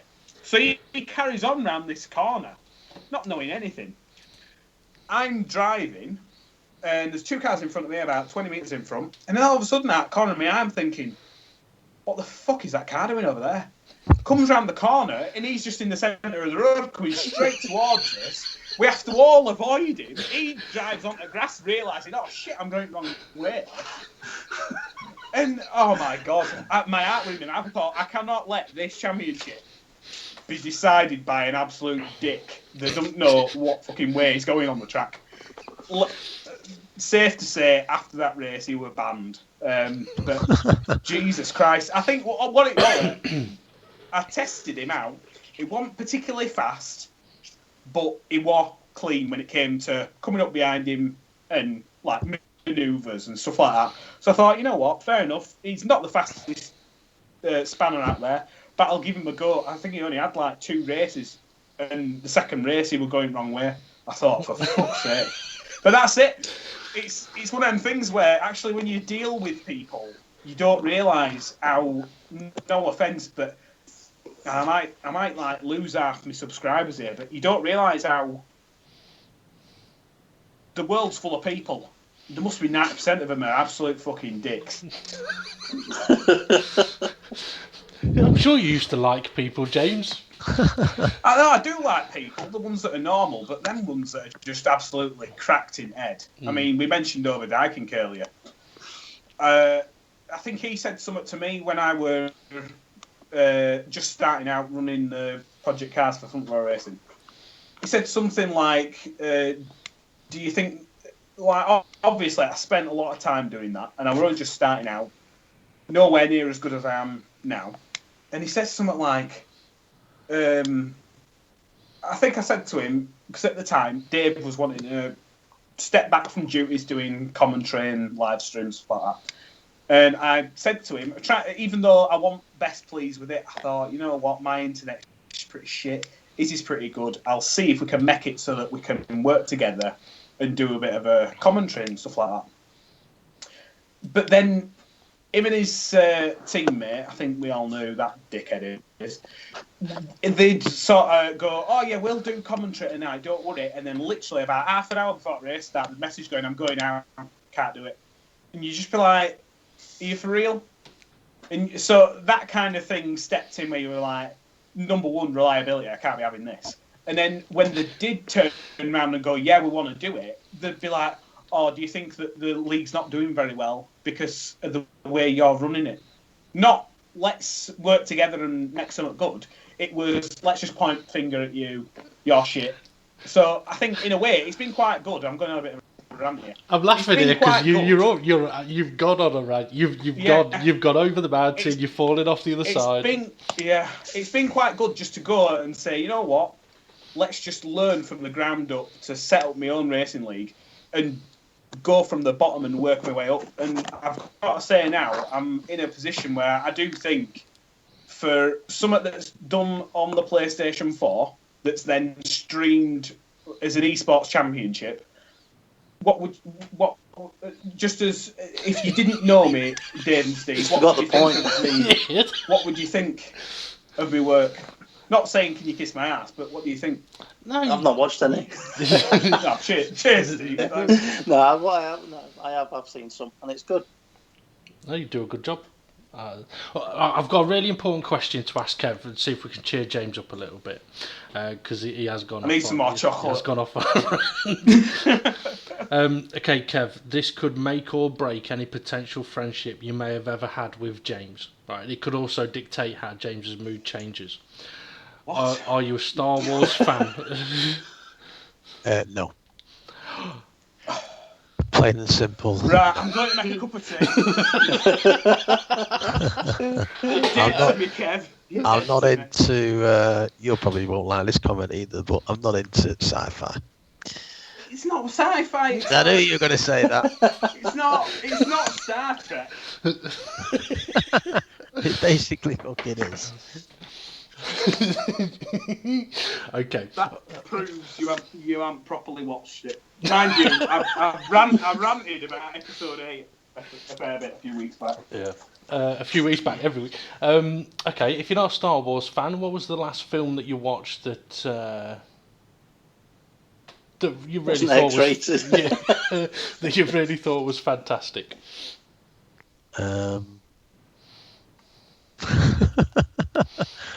Fucking hell! I've not watched the film for a while. I watched the Green Mile the other night. Actually, that's a good film. It's a very old one though. It is. It's still it's a classic though. It's one for I've never watched it from start to finish. But so it was the first time you watched it? Can't believe he's dead as well. Oh, Tom Hanks. No, Black Lad. John Coffey is dead in real life. Yeah. He died about 5 years ago from an heart attack. Oh, what's his name? He were in Armageddon as well. I'm going to have to Google his name now. James has just said it, John Coffey. No, it's Michael Clark Duncan. What's his real name? Who's that? The guy that played the guy that played John Coffey. John Coffey. He's the guy that brought the mouse back to life. Oh, right, the one that murdered them 2 girls. Hang on a minute. He brought a mouse back to life. Yeah. Jesus Christ. Have you not watched The Green Mile? No, but hang on a minute. Right? Kev says he doesn't like sci-fi, but he can deal with a mouse coming back to life. Oh my God. I'm just gonna shit myself. Are you joking, James, or is that real? No, I just opened the door and fucking Bella jumped on me. Oh, geez. What is that John Coffey guy died? Yeah, he died a few years ago. He died about 5 years ago. What was it from? Heart attack, I think. Oh, it's got these steroids in it. Quite possibly. Okay, so not a sci-fi fan then, so that'll upset James. What about, see if you can redeem yourself a bit, what about... Rachel Riley. Yeah. Rachel Riley, is that the Countdown woman? Yeah. As if you don't know. Oh, yeah, I'll kick her out of bed. That is true. I'm just wondering if we should give Kev the Would You Rathers I did earlier on. Yeah, I think you should. Okay. Right, Kev. Okay, so these are Would You Rathers, right? So you have to pick one or the other. So You have to pick one or the other. yes. Okay. Would you rather be bald or fat?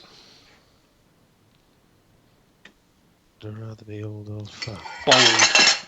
Bald. You have to excuse James and his noises. Bald or fat? Bald? Yes. Bald. Yeah, no air. Oh, bald? Bald. Bald. Yeah. Fucking hell, where are you from?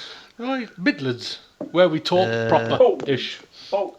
There's no W in I'd bald. rather be bald. Apparently it's quite sexy. Okay. Cheers, Kev. The problem is though, James, you got some chunk on you as well. I'll get this Cheers. right, Kev. On the podcast earlier, James is eating some soup because his missus, Vicky, says, no, you're not having that pizza, you should have that soup. So he has the soup and then scoffs an Easter egg.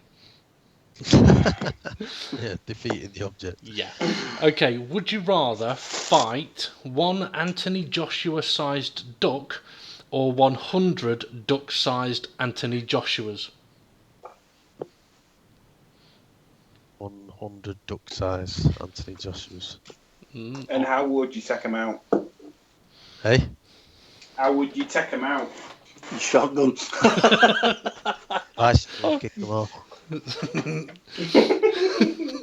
Okay. Yeah, you just have to kick them, wouldn't you? Would you rather smell like shit and not know it, or constantly be smelling it but nobody else could smell it? I'd rather be smelling it because eventually you go nose blind anyway. Oh. Febreze. Plug in for Febreze. Yep, could get a sponsor there. Yep. Steve and James both went with the opposite one, saying fuck everybody else. Okay, would you rather be itchy for the rest of your life or sticky for the rest of your life? God. Probably itchy. Oh. I can't stand having sticky hands. Like when you got a toddler who's had like a refresher sweet or a Jam sandwich. or a lolly or something, yeah, then they come, you can put your hands all over you and then you're all sticky. Oh God. Okay, would you rather have... What if Rachel Riley were coming at you with a sticky finger? It wouldn't be sticky for long. I would suck that clean. I'm drinking milk here, I know I flew up.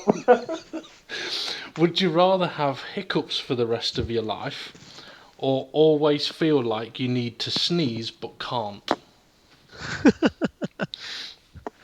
Oh God. Oh, that's hard again. Horse.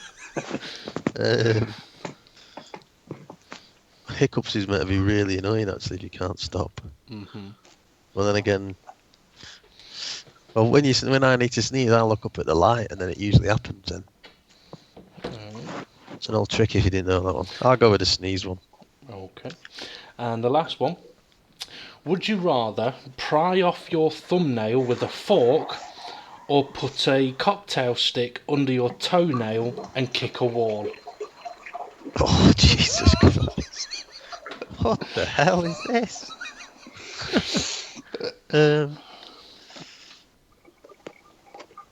Probably the thumbnail one.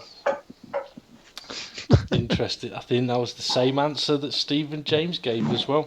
Also, when I first heard that question, it did kind of make me squint a bit. Yeah, I just thought though, you could put the cocktail stick under your little toe and kick the wall, Oh no. Oh. and it wouldn't be so bad. Oh no, it would, because it'd be longer than your toe. Actually, saying that cocktail stick would be longer than all of your toes. Oh, okay, yeah, that's enough for that one, I think. Okay, so yeah, I'll save you. There is no more from there. You're safe, unless Steve and James decide to mention any ones they did earlier. Well, James did a good one. Would you rather be a monkey with a human brain or a human with a monkey brain? say that again. I swear, I never drink, Kev. I never drink. Would you rather be a monkey with a human brain or a human with a monkey brain?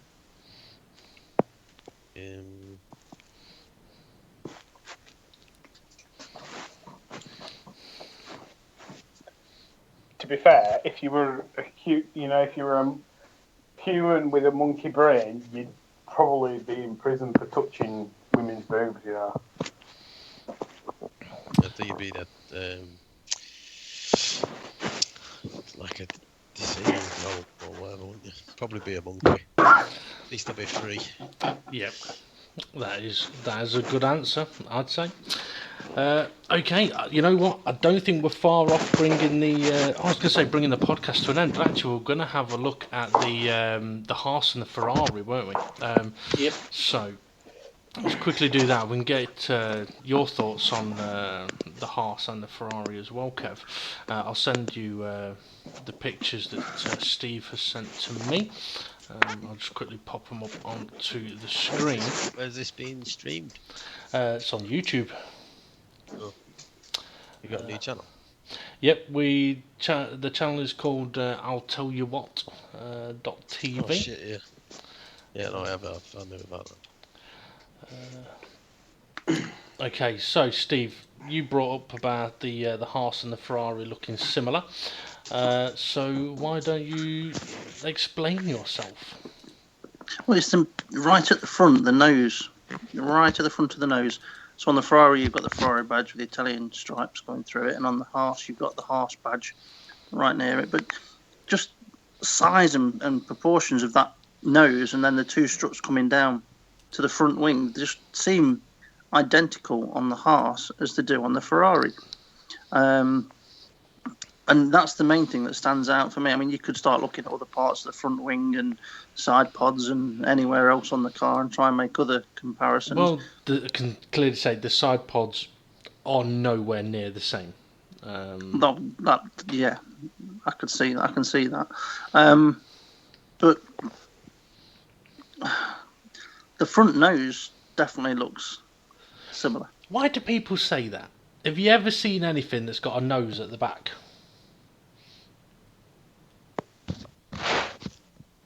I don't know. I'm trying to think now of anything that's got a nose at the back. Well, actually, some guy on YouTube, he's from Derby actually, and he's called a nosy arsehole. You what? It's known as the nosy arsehole. It's not April 1st anymore, Steve. You're going to have to prove that. But yeah, a lot of people do say front nose, even though nose is only on the front.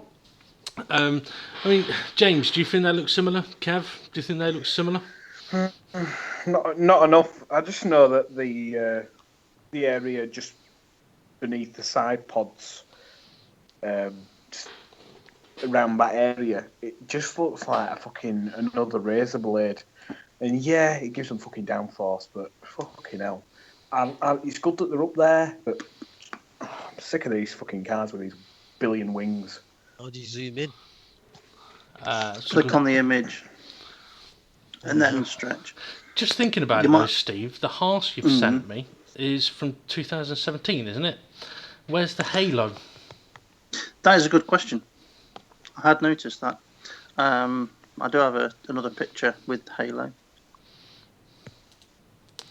See, difficult to compare the cars if you send me the wrong picture. I mean, I wouldn't be surprised if Ferrari are helping Haas out. It works in Ferrari's favour to have another team up there, because the way they've been looking at it over the last few years is you've got Red Bull who've got a Renault engine, you've got Renault who've got a Renault engine, there's now McLaren that have got a Renault engine, so that's basically three teams that they've got to compete against already. Then you've got Mercedes who have got Williams who aren't really up there, but Williams with a Mercedes engine, Force India with a Mercedes engine. So Ferrari, I know for a while, have been complaining that they are sort of very under-assisted, if that's a word, when it comes to having partners on the grid, so to speak. I've just sent you another image of the Haas, right? And I tell you what, it is even more similar to the Ferrari. Did you read that one that Christian Horner's whinging he's going to quit again if they don't all get the same engine or some shit like that? That wouldn't surprise me. I mean, I heard that one. That was out on Twitter the other day. Well, let me just see if I can Google it. Threats to quit, for me, they're pointless unless at some point you actually do it. And you look at what Ferrari have been saying over the off-season about how they might quit if they don't get what they want. I don't think there'd necessarily be any problem with the FIA saying, right, your maximum brake horsepower is this and your maximum battery power is this. Yes, you may be able to exceed it mechanically, technically, but this is the maximum you're allowed to use. If you go above it, then we'll impose penalties. To make it so that every car has basically got the same power, at least. Because, I mean, it's one of those things. If the car at the back is running 800 brake horse, but the car at the front is running 1,000 brake horse, that car at the back has never got a chance. Mm-hmm. But let's see, having a look at the this Haas picture that Steve sent me, the side pods are still different. The front end is looking very, very similar. Now, I was wondering whether is this something that, all the cars this season are going to have similar front noses and that sort of thing. And no, I've just been sat here looking at the other front of the cars, and the only one that is anywhere near similar is a Renault. Mercedes has just got like a round nose at the front. The Force India has got a very distinctive 2 nostrils. I was going to say Honda. It's not Honda. It's McLaren. McLaren's got quite a broad nose. Toro Rosso is different. So yeah, it's the only 2 that are, what I would say, identical. Yeah, I mean, there's always going to be some similarities, but I think that terminology, like David Hart mentioned, they've done nothing illegal, which means they've done something, it's just deemed to not be illegal. But we'll have to wait and see what, if anything else comes of it. But for me, if there's more teams closer to fighting up at the front, then that's better for Formula One and better for the viewers and the fans, as far as I'm concerned. Yep. Maybe that Horner thing was an April Fool. I can't find it. Okay, you may well have been caught out with that one, but it wouldn't surprise me though. I mean, he is someone. Well, they did it a couple of years ago, didn't they? Yes, they did. I mean, they have been threatening the possibility of a Red Bull run series, and I wouldn't put it past them doing it. Or even, I mean, would Red Bull or would Ferrari, let's say Ferrari decide, right, okay, we're done, we're out of F1, we're going to go and do whatever else we want to do. Would they accept Red Bull saying, okay, right, yes, we've been running a Formula 1 team, but we want out of Formula 1 as well. So why not let's have the Ferrari Red Bull championship? Because at the end of the day, Red Bull is an energy drink, it's not a Formula 1 team. So what you're saying is Ferrari supply the cars, Red Bull just do the sponsorship for it. Yeah.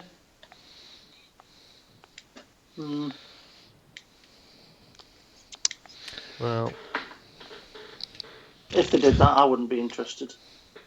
It depends on what cars they use. I think James's microphone might have been on mute for a while if he's been talking.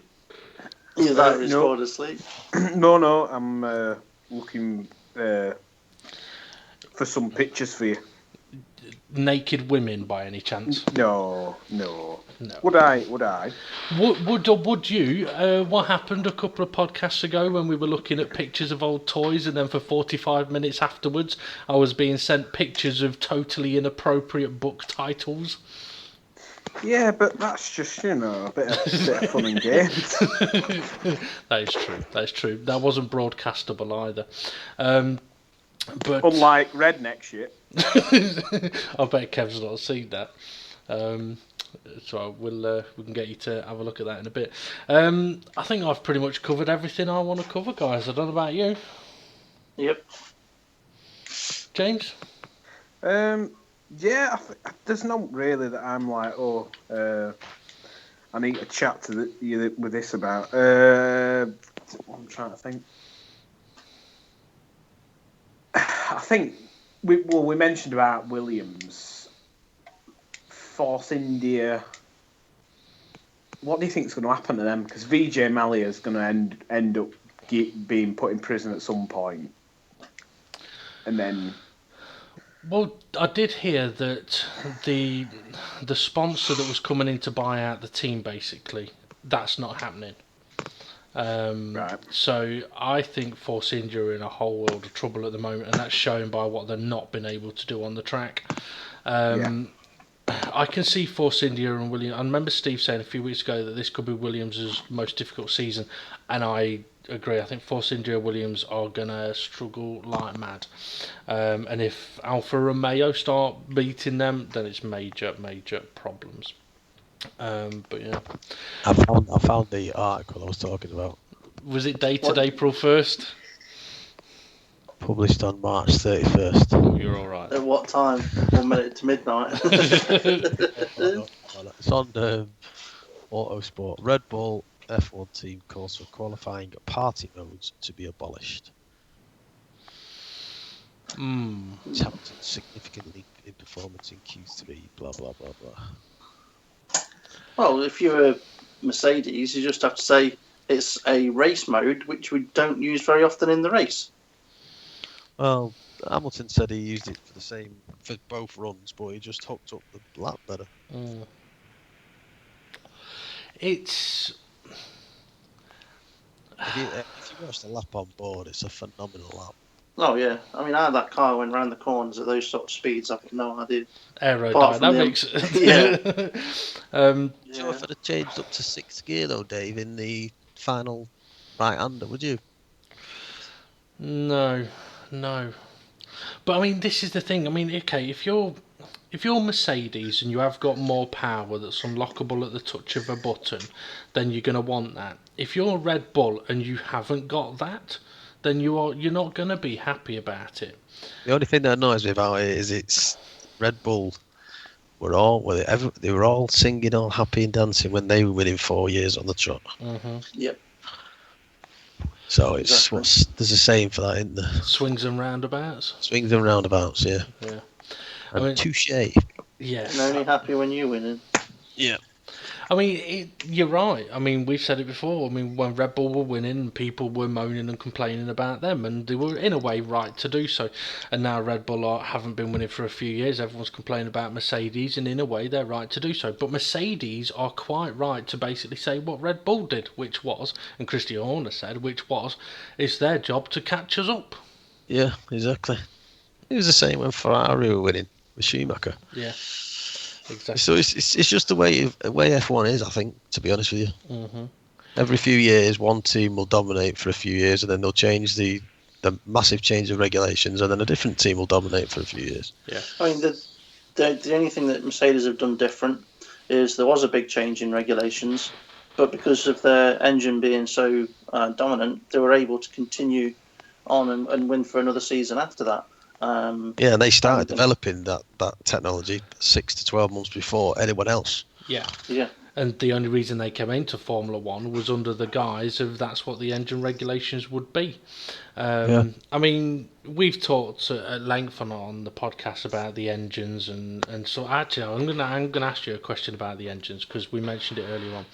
Is what's your thought on the drivers having only 3 engines for the season?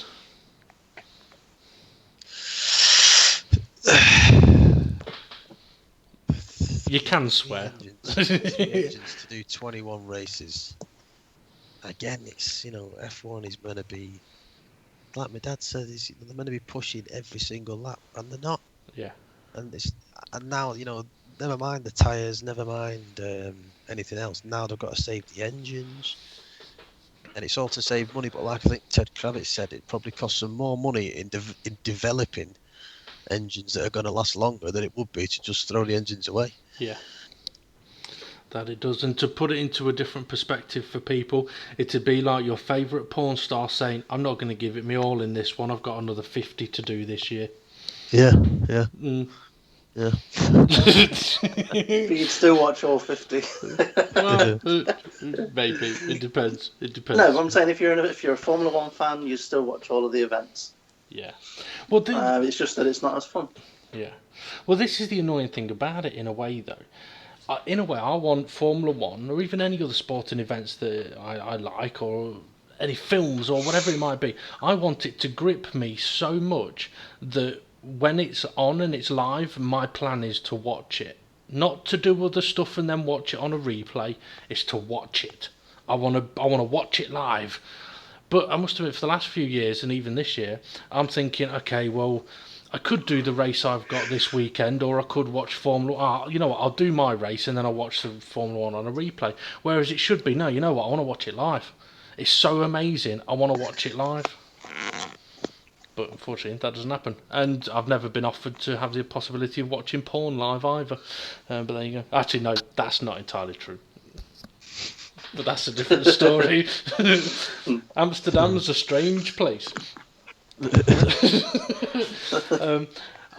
just reminded me, actually. I did read an article not that long ago. Talked a little bit about Anthony Joshua and boxing. I'm going to touch on How did you get from watching porn live to Anthony Joshua? No, that reminded me. No, the link. How did porn and Anthony Joshua go? That reminded me. The link goes like this: Amsterdam, weed. Weed, Mike Tyson, boxing, Anthony Joshua. We talked Anthony Joshua, there's the link. Right? I'm not buying it. There's a state in America where they have legalized the cultivation of cannabis. Right? So you are perfectly legal to grow it in vast quantities. The day after it was legalized, Mike Tyson bought a building, set up a house, grow house. Straight away, bosh, done. If it's legal, what's wrong with it? Nothing. But again, how has that got to do with porn? Nothing. It's got nothing to do with porn. Like I say, it had to do with weed. Sorry, I'm flashing blue lights outside my house then.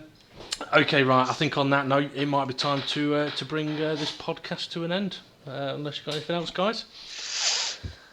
Hang on. Bloody I've hell. got some pictures I could send you. Aye. You can send them afterwards, you dirty bastards. Oh God, I could just picture it. I could just imagine it now. James is going to be designing porno pictures with the Hando faces on. I tell you, I should work for marketing for them. Well, the only way to find out if you can do it is to apply. Okay, time to bring this evening's show to an end then. It's been an interesting one. I want to say, Kev, thank you very much for joining us and saying hello and giving your insight on shitting yourself, on sim racing, on how Star Wars is bullshit sci-fi. And if we have missed anything Star Wars, James, don't worry, we'll give you another section next week to rant about it. Don't worry, I've got plenty. Yeah. No, thanks for having us. It's been good to catch up. You're very welcome. Yeah, it's been fun. And hopefully, for anyone that wants to see how I get on racing, check out the Formula Sim Racing YouTube channel this weekend. And hopefully, It'll only take you a few minutes to watch the first couple of laps. Yeah, and then I'll be out of the race. And you never know, Kev might be racing this weekend as well, you never know. And don't forget to check out James's YouTube channel. Give him a chance to have a look at what it's called again. James, what's it called? Forever Relentless Racing, FRR Project Cars. There you go, check that out on YouTube as well. You can always check out Steve's Racing on his own YouTube channel. I can't remember what that's called, Steve. Steve GP. There you go. Or on the Front Row Racing YouTube channel. Anyway, that's all from the I'll Tell You What TV crew tonight. Thank you very much for listening in. Make sure you like, subscribe, and we'll be back next Tuesday for a review of the Bahrain Grand Prix, how short my race was, and how badly we do on the predictions, and hopefully as well.